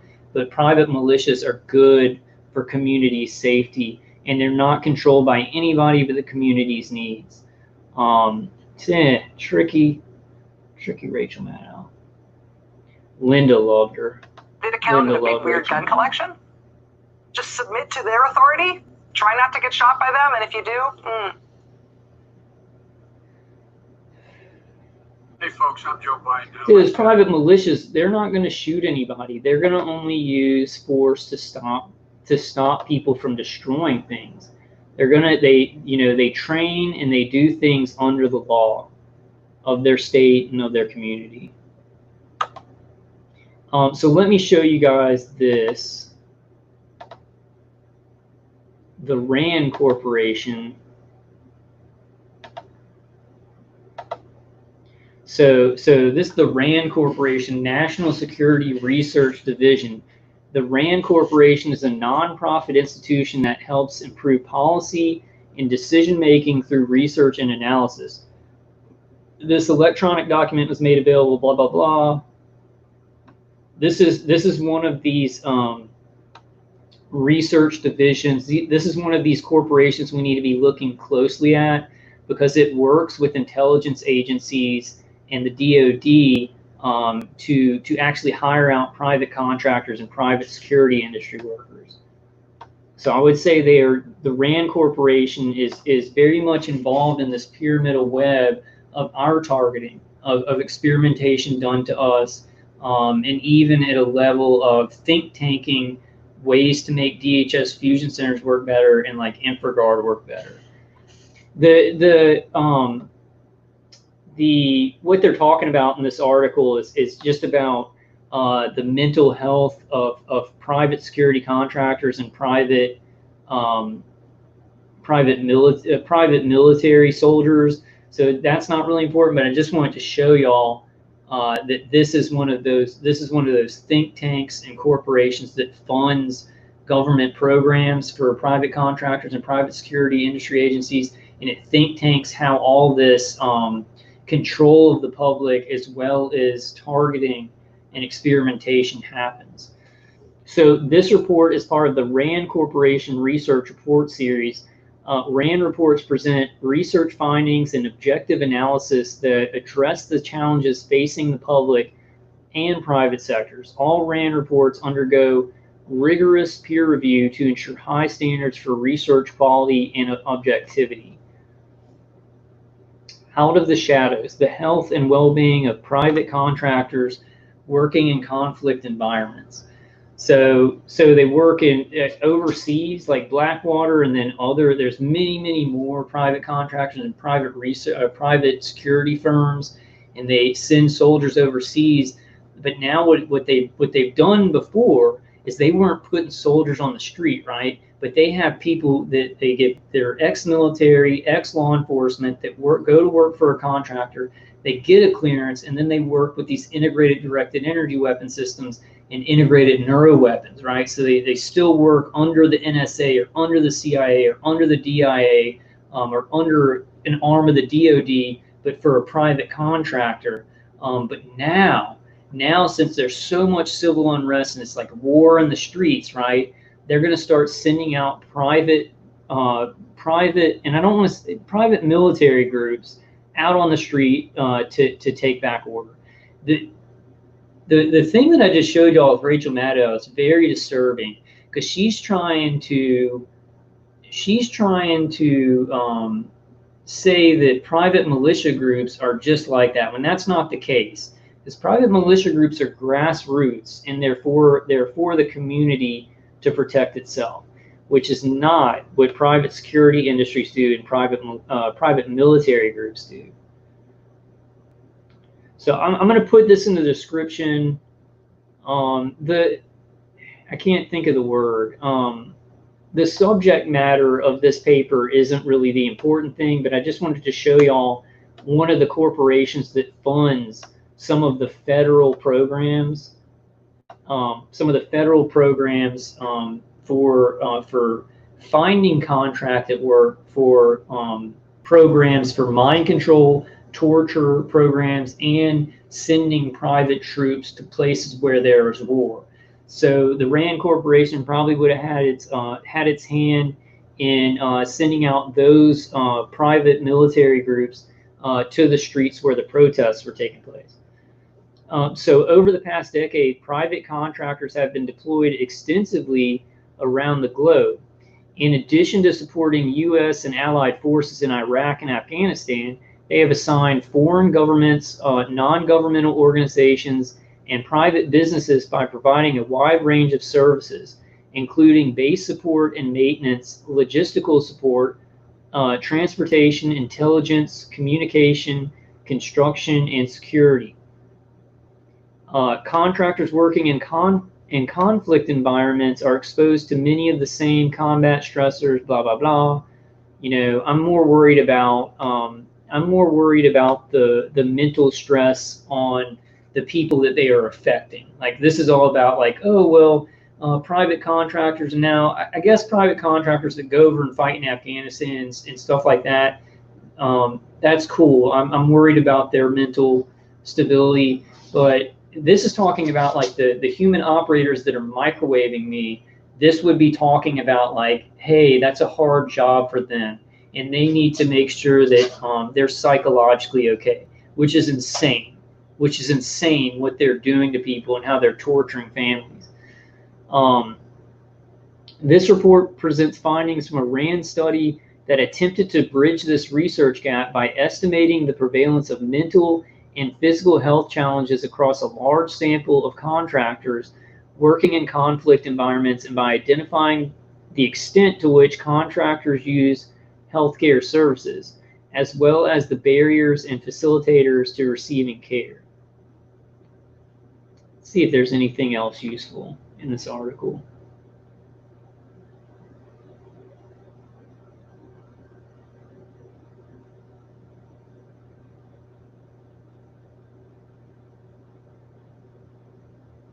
So let's read this first part.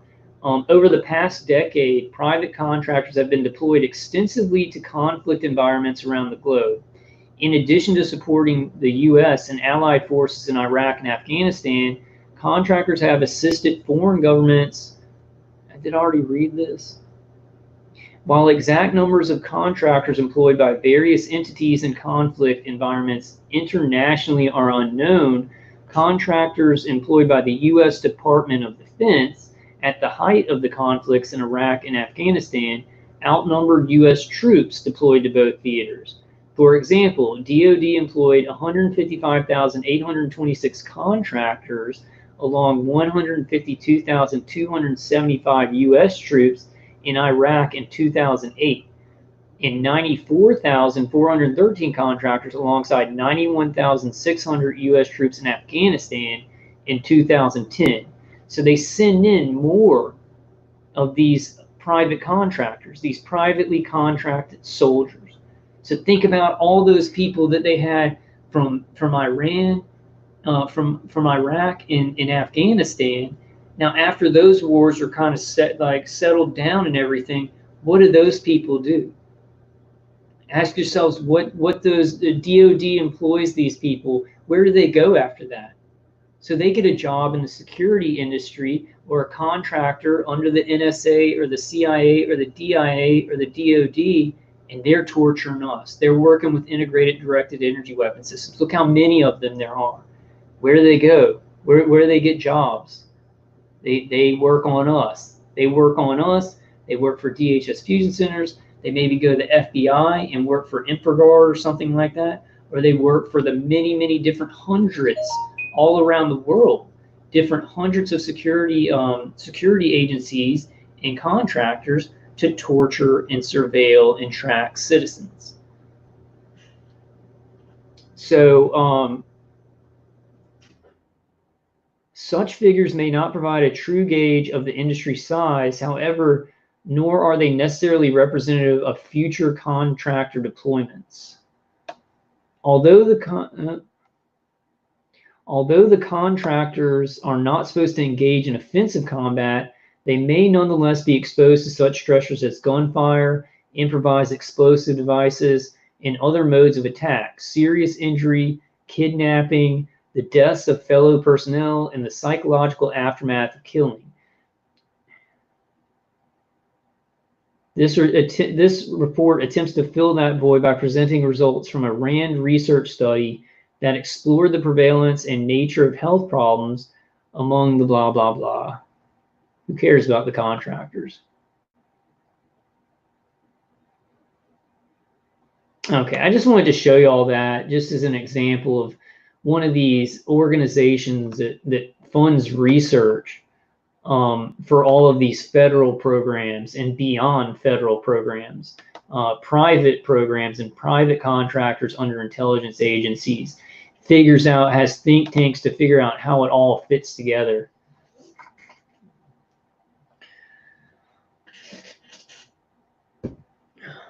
Strong-minded individual says a 22 bounces around in your body. Don't underestimate a 22. It bounce off the bones. That's what I used a 22 when I went squirrel hunting. Drunken Ninja says real men use their fists. That's what we say because gun laws are so strict. So many that people are buying guns at just way more. People in America are buying so many more guns right now. I use my mind. I use my mind and my heart. I don't need my fists or a gun. But I probably will soon. Probably will need a gun soon. Lori Smith says payback is a bitch. No pity for the evil contractor. Yeah, me neither.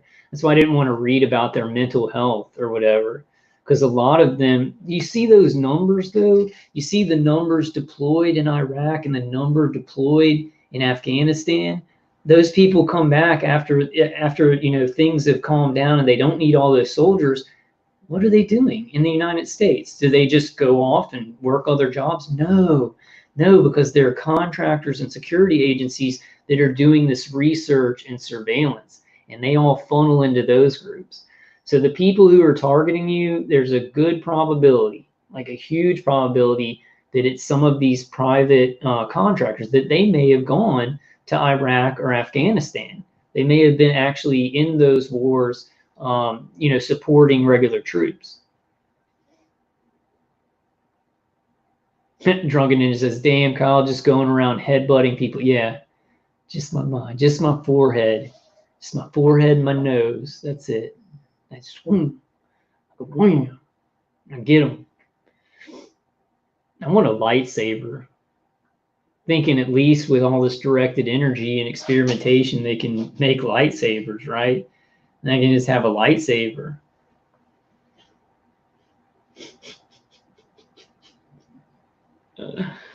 Tanya says they are dirty monsters, hive mind scumbags. Yeah, definitely are. They just don't have any moral. They have no morals. They think that this is all for the good, right? Order out of chaos.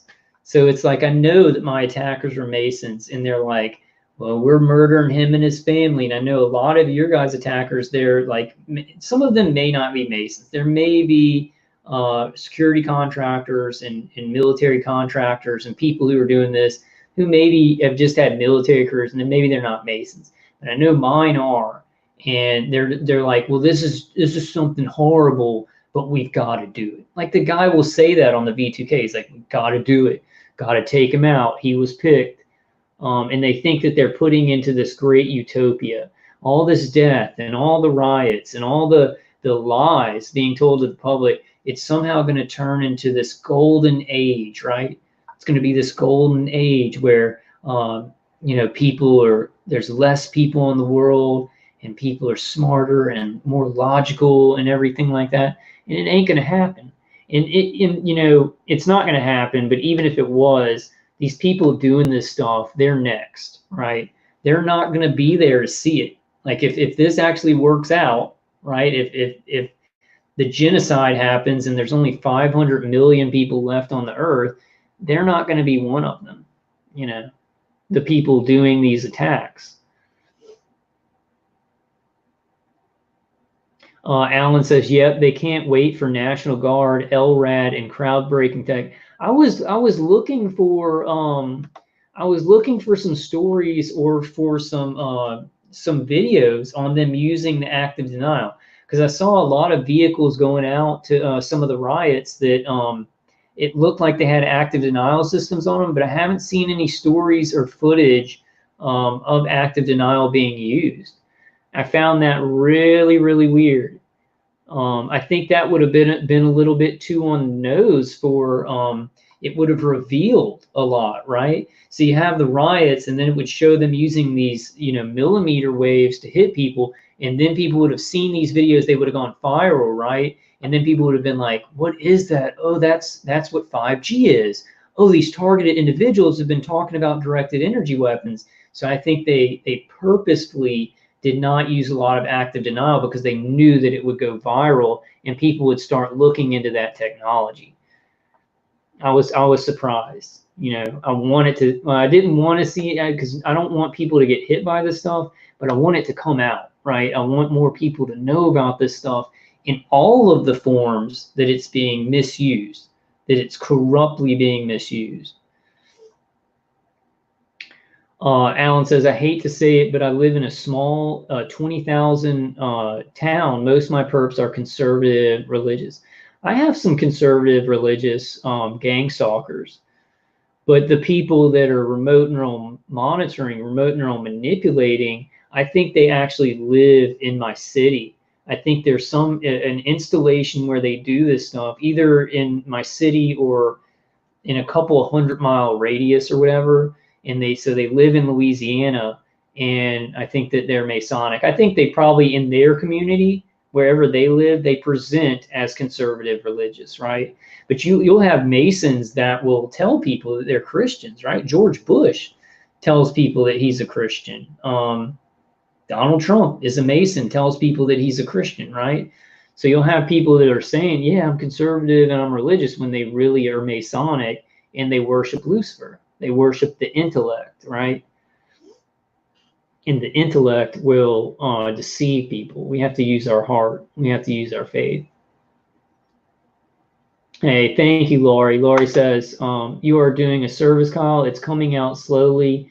Thank you." I'm trying to see like if all this, because all this stuff that's going on in society is terrible, and it's terrible for everybody. And it seems like the New World Order is, rolling through with its plans and really trying to harden that cement of the trajectory it wants humanity to go in. But I'm trying to see an opening where it's like, okay, all this stuff is coming out. All of these, all of these tyrannies are being rolled out in response to the riots, in response to the CV and everything. Am I missing something where people will wake up to what's happening to us? Will wake up to 5G. It seems like it's happening a little bit, but I'm instead of seeing like, okay, now people are ready to know that everybody's being targeted and there's mind control, I see that people are just like, oh, we have too much to deal with. We're not going to listen to that kind of stuff. So thank you, Wayne. Wayne says thumbs up. Yeah, guys, I'm getting tired. I'm getting hit real bad in the face. So I think I might kind of wrap it up. Please give me a thumbs up on this video. Share it with people.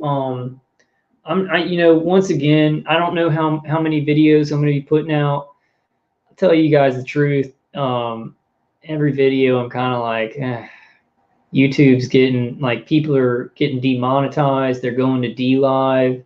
So that's one thing. If we do want to keep going, or you targeted individuals that want to keep going with live streams and videos and everything, DLive is kind of the place where high impact vlogs is going.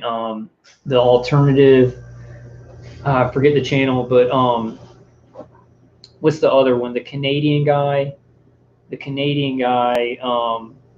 Press for Truth is going to DLive. Hey, thank you for coming, New Type. I don't know. I guess I'll play it by ear. When I'm inspired to come on here and I got some important information, I'll come on, but really tired, and the mind control is really bad. So, but tons of you, Badger Reports doing live streams. Wayne Morris is making a bunch of videos. Strong-minded Individual is making some videos. New Type. I think Honey Ann makes videos. I'm not sure. I need to go check out her channel. Kevin Meredith is really good. Kevin Meredith is good. Of course, Kevin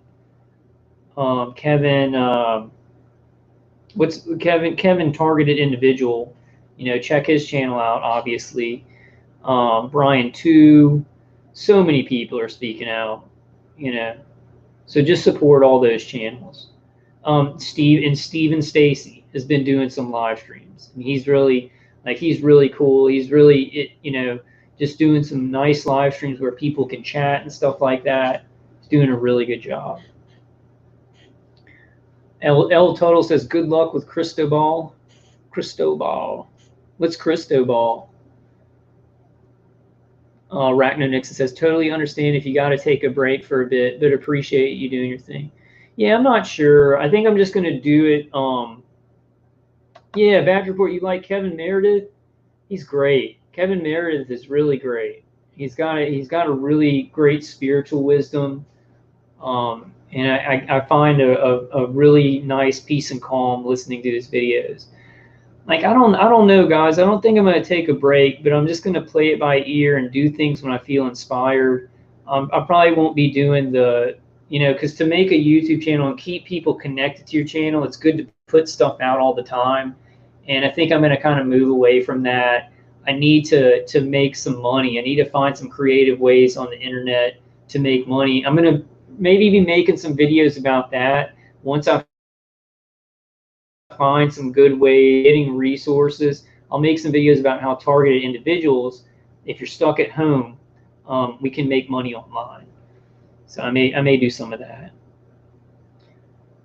Thank you, Lynette. Lynette says, thank you, Kyle, for doing this live stream. May you and everyone else have a blessed and restful night. Have a blessed weekend, everyone. You too, Lynette. Thank you so much. Everybody, try and just see the bright side. And sometimes, I think sometimes cut yourself off from looking at YouTube. I need to do this too. Looking at YouTube and looking at all the negative stuff. Maybe sometimes get in your little bubble. Get in your little bubble and enjoy things and see and meditate with God. See what He has right around you, which I know can be hard with gang stalking, but just the beauty and going out and like camping or just taking nice walks and kind of take a break from all the media sometimes and all in the world burning down, And I've got some more ideas, so I'll be making some videos. I really want to start pushing hard on medical evidence because I know that we were having physiological changes and brain changes, and then in the obvious evidence of burnt skin and stuff like that. And so I'm going to be working on a lot of stuff. I hope all this other stuff calms down a little bit, so then everybody won't be just glued onto the current crisis. But I'm not sure. I think we're just going to be getting hit one after another. So I think we need to go ahead and push through. And I'm going to be looking to actually maybe get a doctor, like not a psychiatrist, but another doctor, see if he can get me some testing, and then get consistent testing and see what would be good for this. We need to, like the iron deficiency, calcium deficiency, our blood getting coagulated, like stacked up, right? I forgot what it's called. White matter tracts in our brain changing. And we need to get, instead of just getting tested once, because they can easily say, oh, well, that's how it always was, right? Like even if your blood is like stacked up, if they take one blood test, oh, well, that's just how your blood is. Or if you get a diffusion tensor imaging test, oh, well, your white matter tract, that's just how they look. But if we get every year, then it will show the changes, right? So I'm going to be kind of working on some stuff like that. Tanya says, Kyle, be careful. I will. You too, Tanya. Everybody be careful. Everybody be careful in your communities. Don't go out and riot. Anybody. Nobody who watches my videos is going to go out and riot. Be careful in your city if you have that stuff going on. If there's like a peaceful protest, that's a great thing to do. Make sure it's not close to any violence that's going on. Wayne Moore says, this week I will name the top 10 sexiest TIs. Both women and men? You need to do a men's edition and a women's edition. Yeah, I kind of hesitate on saying, I hope everybody's doing okay, because I know we're not. Like physically, maybe spiritually, a lot of us are doing okay. I do still trust in God. I've just gone from, well, I still have hope. I still have hope that we can have miracles happen, and at least people can, I know that the world's going to get crazier and crazier, but I still know that God can do these amazing things that you thought, wow, this is never going to get fixed, and I'm going to be tortured forever, and something happens in the, just like this, and it changes everything. I know it can happen. But I'm trying to get okay if it doesn't. Let's not end on that sad note. Let's end on something happy. Yeah, that's a good. Wayne Moore says Brian has the best breast. I would have to agree with that. Brian, we're just ribbing you if you see this. Strong-minded individual says, I vote Brian too. Who would I say is the sexiest TI? I guess I don't want to say that. Alan says, LOL, sexy TI. Sexy. Yeah, Wayne Moore says, we love you, Brian. He's going through a lot. He's getting through it, getting very, very important information out.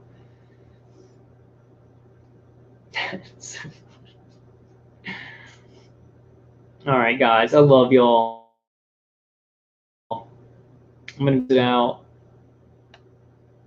Badge Report says we may or may not force Kyle to come on the stream one of these days. I will. Maybe not tonight. That's what I was talking about earlier, Badger. You know, I've been kind of just doing my own thing lately and not doing a lot of collaboration. I always promote, you know, your channel, Wayne's channel, Jeff's channel, you know, Next's channel, Steve and Stacy, Brian too. But my health is so inconsistent. Like me and my mom were talking about it, and I was like, man, my grandma doesn't really trust me to go and take care of her and stuff like that, and she needs help. There's just a lot of stuff going on in my family, and my mom was like, it's because you're inconsistent. So my mom, like, on one side of her head, she understands what I'm going through, but on another side, she like doesn't understand why I'm inconsistent, and it's my health. So I kind of have to just do things when I can do them, you know. But I will. I'll come over. Turkey cameo. Bad Report says we may or may not have a turkey cameo. Let's see if Pepper will do it. Pepper. Turkeys. She just lays there. She just like lays there. Pepper. She's not even looking at me. And arachnonixon says, thank you, everyone. Thanks for the stream, Kyle. Thanks for coming, brother. You guys just stay safe. Take iron if you don't take iron. And I don't know. Let me know in the comments about my idea about perps. We just do the protocol where we vow. I swear, you know, on the things that are most precious to me in my life, you know, that I'm going through directed energy weapons torture, remote neural manipulation. Let me know what y'all think in the comments, because it seems like it got kind of a mixed response, which I didn't really expect. I thought everybody would be like, hey, yeah, that's cool. Yeah, I'm telling the truth, so it doesn't matter. Yeah, arachnonixon says Pepper is a lazy sausage that can't be bothered to gobble on command. Gee, I'm going to turn her into sausage. That hind leg is looking good. I wish I could get some chickens and stuff like Badger, but I live in an apartment. Can't have them inside. Yeah, Badger Report says, tell her you have a turkey leg. Hey, Pepper, I have a turkey leg. Got some food. Got some food. She's not even looking at me. She knows, she can hear me. She is a lethargic dog. I'm gonna go walk her. Did y'all see that bird? Did y'all see that bird that I saw? Like, that bird just sat there. It was just standing there, and Pepper like went running by it and it just stood there. And then like, so I sat down by it and I did the video. I came back inside. I went out a couple of hours later and it was gone. And I think what it was is that there's a lot of worms that come out of there in that whole area of grass by the sidewalk. You'll see a lot of worms coming out, and some of them will like be burnt to a crisp during the day. I think that bird was just waiting for worms. Like it was just sitting there waiting. It was waiting through the early morning, because it was about 3 o'clock or 4 o'clock when I went out there. It was waiting until like 6 o'clock in the morning when the worms come out. Yeah, Tanya said my dog would eat them. My dog almost ate, well, my dog does eat the worms. She eats some of the worms if I can't catch her fast enough. But I'm surprised she didn't attack the bird or anything. Yeah, Badger Report says, not everyone who says to me, Lord, Lord, will enter the kingdom of heaven, but only the one who does the will of my Father who is in heaven. Amen. Good night, Cheryl. Thank you for coming. I hope you're doing okay. I hope you're staying like feeling good or feeling the best you can. This torture is like really bad. Yeah, arachnonixon says animals pick up on the EMF stuff like that. That's why Pepper is a little bit deaf. Like, cause she would lay beside me when I was getting pegged externally with like extremely low frequency. And extremely low frequency to her is like a high pitched sound that she was hearing. So she's kind of deaf. All right, much love. Thanks for coming, Honey Ann. Peace out, Wayne Morris. Everybody check out Wayne Morris' channel. I'm pretty sure everybody who watches my channel watches yours. But just in case, Wayne's been putting out a lot of great videos. You gonna are you gonna start doing like live streams anytime soon, Wayne? Well, you'll tell people on your channel if you are. Yeah, guys, let's just do as much as we can and get just get out as much. Elbow cough. What's elbow cough? Like, I see that a lot in chats, but I don't understand it. All right, guys, I love y'all. Hey, Ann Covent Girl. Ann Covent Girl says thanks for UKTIs. Take care, all. You take care too. Elbow cough. Elbow cough. Y'all got to explain that. Oh, it's a dab? Why does it show up as elbow cough? Dab. Trying to put a dab out. Can dab to that.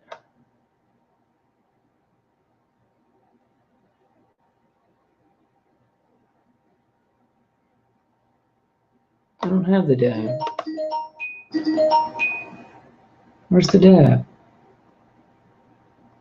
Where's my dab?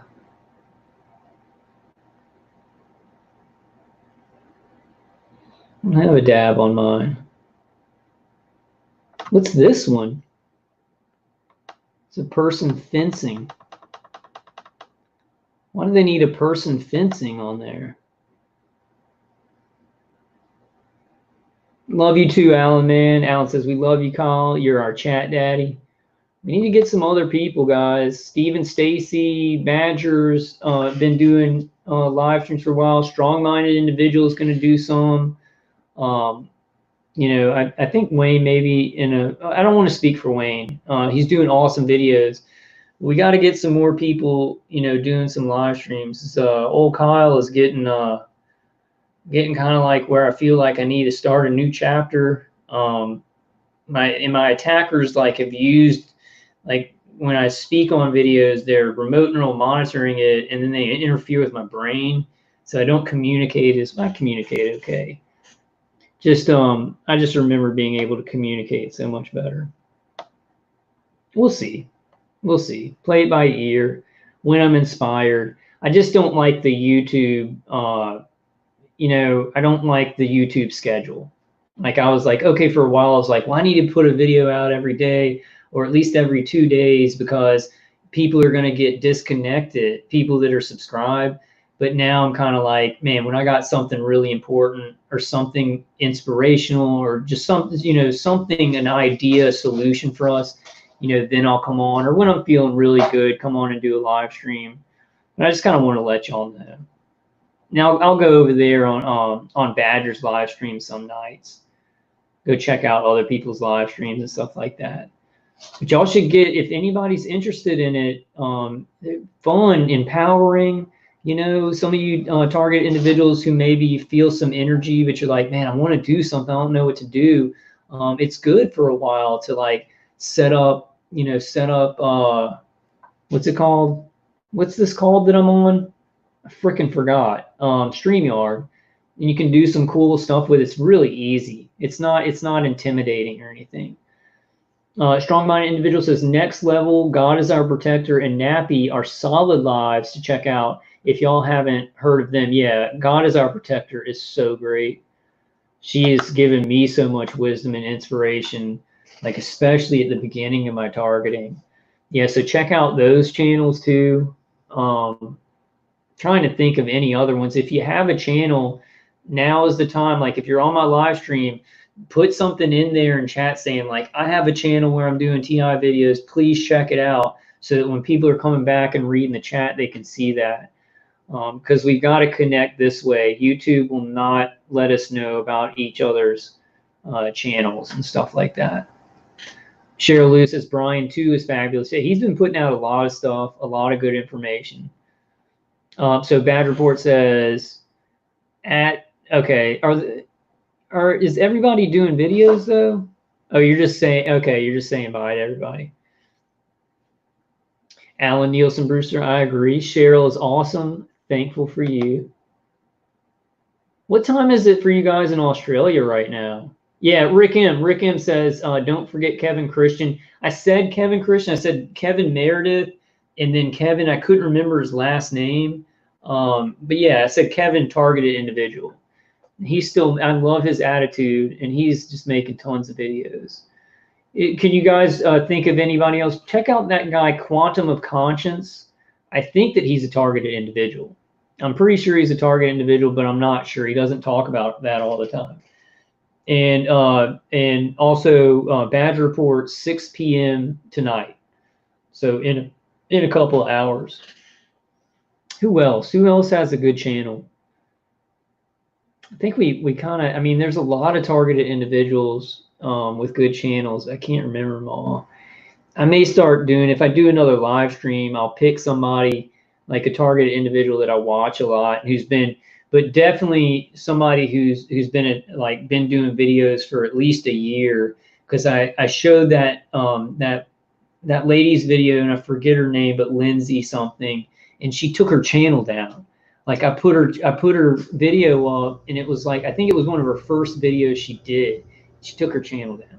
So I hope she put it back up. Yeah, Jeff Censored. Wayne says Jeff Censored's awesome. Jeff Censored has so Jeff Censored has Jeff Censored, then Jeff C Live, then Jeff C Encore, and he's a Canadian fellow. He kind of reminds me of my Canadian friend. They're very smart. They're like whip smart, and they can just hold a lot of information in their heads. He is great. Never Lose Truth. Yes. I always listen to Never Lose Truth. High Impact Vlogs. I watch Richie from Boston, John X Army, Corey Man X, Days of Noah. Days of Noah is very good. Shaking My Head Productions. Shaking My Head Productions is very good. I'm missing so many. There's so many great channels. But just support truthers, you know. Support truthers because they're being so censored. The monetization is being taken away. Rick M says Implanted TI. So Implanted TI. All right, guys. Ochu 1981. Yeah, he's awesome. Ochu 1981 is really good. Days of, yeah, Wayne, I haven't been watching Days of Noah that long. I watched like 2 videos. But I mean, he understands like things that are going on in society. Get the perp. Get the perps. We gotta get the perps. Get the perps. Get them. Get them. Get those perps. Get those perps. I mean, like, I don't, you know, you guys know me. I just want to come on. I'm going through so much hell and war. I just want to help real targeted individuals. And then I don't want to have to deal with drama with real targeted individuals. And I know we're going to have to deal with some people who aren't how they say they are. Corey Resilient, strong-minded individual says, Corey Resilient, yeah, I'm subscribed to his channel. I just feel like we could have some solutions. We could have some little roadblock solutions where it's like, I don't think they would be a big deal for real TIs. I think they would be a little bit of a big deal for not real TIs. So what's the problem? You know, I don't see, I mean, and maybe I'm wrong. So that's why I need some people to comment. I've been going through this so long. I'm sick of, that's not going to help us. Like, cause that time when I was talking to my mom and I said, yeah, and there are perps, they come in our community, they're fake. And she just like glossed over, and I had lost her, you know, too many crazy things at once. Right.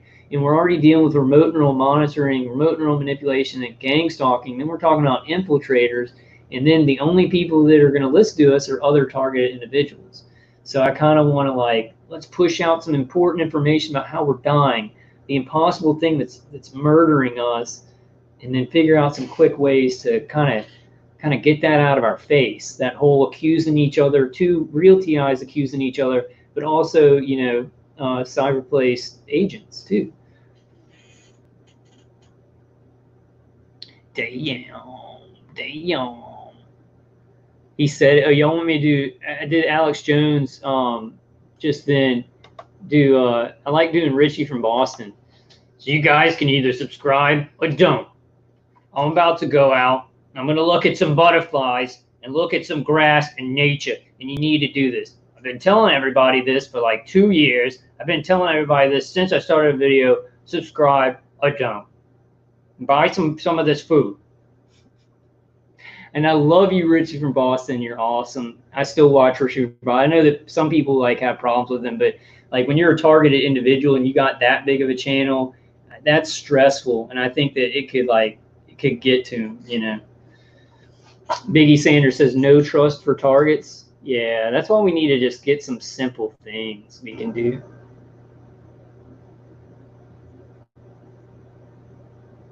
Whoopsie. So guys, share the video or don't. It doesn't even matter anymore. Doesn't matter.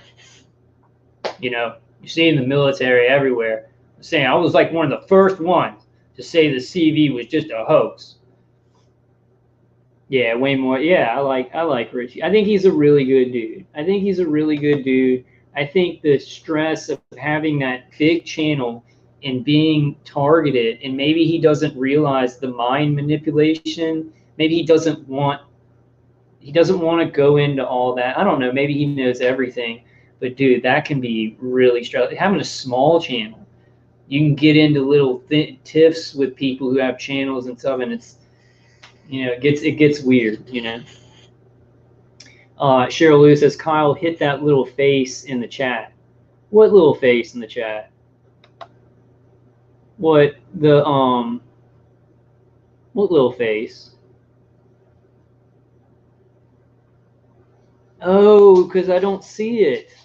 I'm seeing all the stuff that oh, okay. Where is that? I'm gonna have to fix that for next time. So it's not showing for me. I had my emojis working. Little face. Put, oh, like when you do it, I hit your. I'm gonna come back strong-minded. I'm gonna make you a moderator. I'm gonna come back into the video like after it posts, and I'm gonna make you a moderator. I'm gonna remember. I don't want to have too many moderators, but since you have a channel and stuff like that, you were talking about it last time. Strong-minded individual says, did RFB come out saying he was a TI? Yes. Him and Nicholson 19. Who's Nicholson 1968? He's a targeted individual too. And they'll talk about it a little bit, but it's like really, I can see why they're trying to be careful, because a lot of people who don't know about this, they will say you're on meth or you're crazy or blah blah, and they want to reach a bigger audience. But Richie from Boston's talked about it a lot, you know, and I can tell, like, I can just see from target individual to target individual, like it's hard. It's weighing on his mind, you know, Richie. And I think that Nicholson, doesn't do so many, but he'll put out like a good documentary and stuff like that, but he doesn't keep the whatever, the YouTube rhythm where you're putting out stuff all the time, so you can not lose your subscribers, right? Because sometimes you'll, like, if you don't put stuff out for like a month, like I lost like half, like notifications to half of the people who come to my live streams. Sheryl Lewis says, LOL, Rick, whoever made these emojis must have been a 3-year-old. Yeah, some of mine, it's like, I want to find the dad, though. Badge Report says, strong-minded individual Kyle has dubbed the Sir Moderator. I have dubbed you a Jedi Knight. You are a Jedi Knight. Only trust the Force. Only trust the Force. I have knighted you an Avenger and a Jedi Knight, and you are already a son of God. I have knighted you. All right, guys. Tanya Bauer says strong mod. Yeah, I can get a couple more mods. What I might do, because I have a bunch of moderators, so I'm going to make strong-minded individual mod, but I might, like, I have so many that some people who don't always come to my live streams, I might go ahead and unmod you, so don't get your feelings hurt. I just want to kind of keep a group of people that I know. I don't know. I might not do anything with it. Arachnonixon said it. Strong's Wookiee still didn't get a medal, though. He'll get it in the crappy sequels. And everybody will be like, wow, that just ruined the movie. That took me out of the movie. Why would they give the medal to the Wookiee in the third movie of the sequel trilogy when, yeah, such fan service that the fans aren't even happy with? You know what I'm saying? Oh, yeah, I'm a huge Star Wars. Yeah, Arachnonixon was saying. Super Star Wars nerd joke. That's like one of the things I'm gonna, like, when I'm targeted, like I'm targeted all the time, but when I'm like really bored and I'm like isolated, to watch like Star Trek or Star Wars, it does this thing where it's like it's away, a galaxy far, far away, or Star Trek is out in space. So it kind of helps me to get my creative space to not being here, like not being in my body, being tortured. It helps my imagination to kind of soar, you know, and be away from how bad this is. It's very hard to explain, but there's a real draw to things like Star Wars and Star Trek. You're all racist. All of you in chat, you're all racist. So did you see those crazy white women? Crazy white women who are scrubbing BLM off of the federal building. It's like they want the federal building to be graffiti-less or something. Racist. I wonder if my video will get taken down because I'm saying the R word. It's like I was watching High Impact Vlogs today, and he was bleeping out words like he was going to say, we know a lot of these people are political shills, and he bleeped out the word shill, and then he bleeped out the word like some common word. He's like bleeping out all these words, and I'm like, whoa, these are just like common words. I think he bleeped out the word like not cop, but it's getting like way beyond ridiculous. The censorship is way beyond ridiculous. Strong-minded individual says, happy to help out with the troll and perp alert. I'm also a mod in another TI's channel, and he literally has them coming in left and right. See, I used to. This is my point, though, guys. When I say something about perpetrators or you know, like Chief Handler and stuff like that, he used to perp me a lot and everything like that. The way that I dealt with it is I just like talked about it a little bit, but I didn't like fuel the fire. Eventually, they got bored of me because more real TIs are coming into my chat. And it has this effect where they're like, oh, they feel outnumbered, right? the perps feel outnumbered when there's a bunch of real TIs. So we need to focus on making real TIs comfortable and helping each other. We build that force up, and then you got like 1 or 2 cyber stalkers or whatever. They're going to feel way outnumbered. We need to focus on that more than feeding them our anxiety or our anger and stuff like that. We're at such a point where we just got to go upfield, you know. All the fanfare. All of the fanfare. Yeah, we need to take a knee. Wayne Moore says we actually have to take a knee tonight, Strong. Careful of this carotid artery.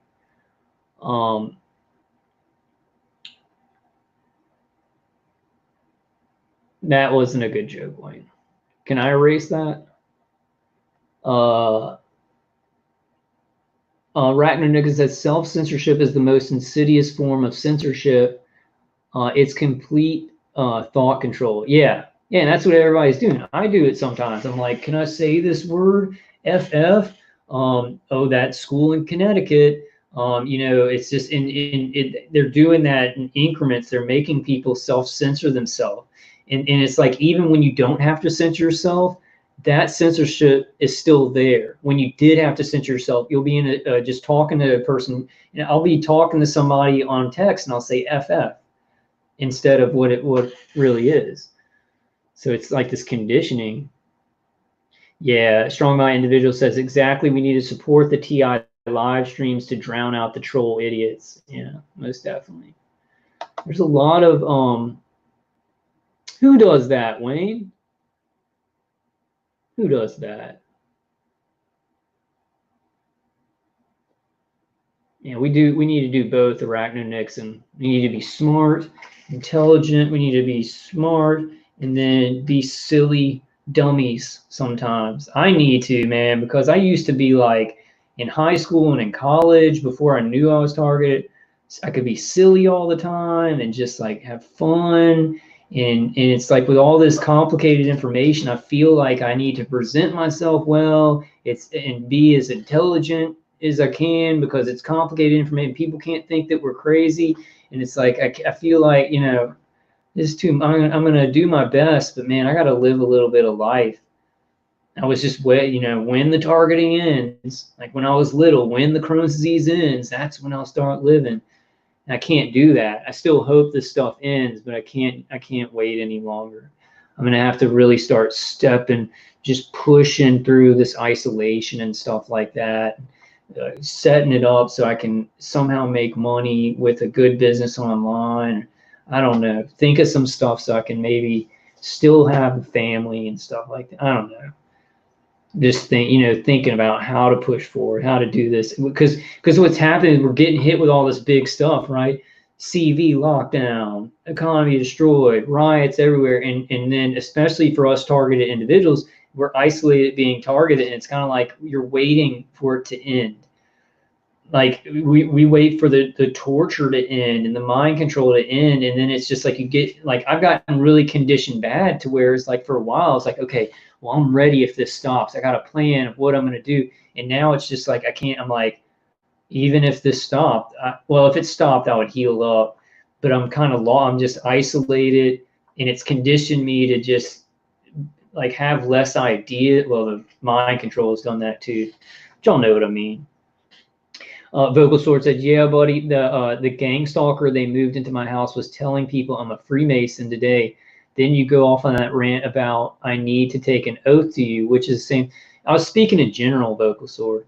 I was speaking in general. I was not saying, Vocal Sword, you need to do that. You were misreading that. I wasn't saying for anybody to do it tonight. I was saying, let's think about this. And then I was doing it. I don't know why you're taking that so personally, man. I don't know why you're taking that so personally. I've been accused of being a perp too. Please don't take that personally, man. Don't take that personally.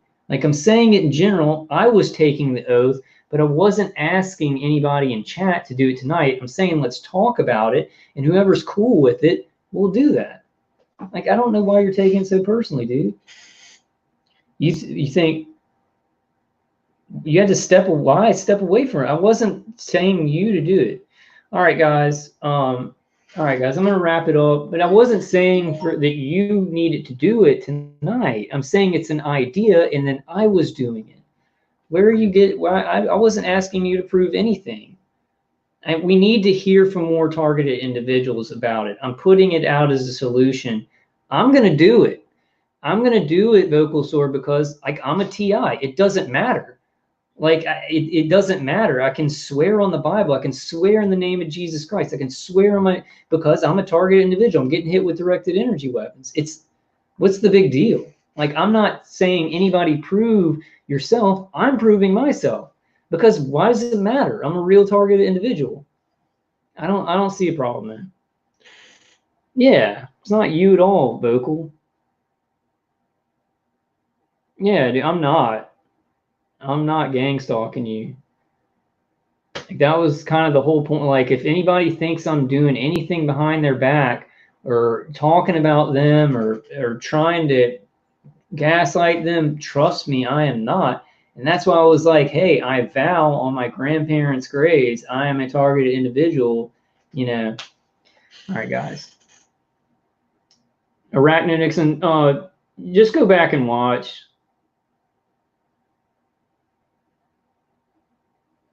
Yeah, Wayne says it. Wayne says, send your hate to Wayne Morris O at bigpond.com. Everybody send your hate to Wayne Morris O at bigpond.com. Thank you, Wayne. Love you too, Tanya. All right, guys. I love y'all. Just stay safe. Stay as healthy as possible. Please leave your comments below if you weren't in the live stream. Let me know what you think. I've put this idea out before. I just don't see the big deal. Like if you're a real target, I don't see a big deal. But and people are saying you don't need to prove yourself, which I agree with, but it's just a solution, just an idea, you know. So hey, thank you for coming, Rick. Yeah, bring it, biatches. So guys, if you want to subscribe or you don't, it doesn't really matter. But a lot. All right, guys, I love y'all. Love you too, Rich from Boston. Truly doing good work, and you have done good work. And I hope your targeting isn't too bad. All right, guys. And I will see y'all on the next one. I love y'all.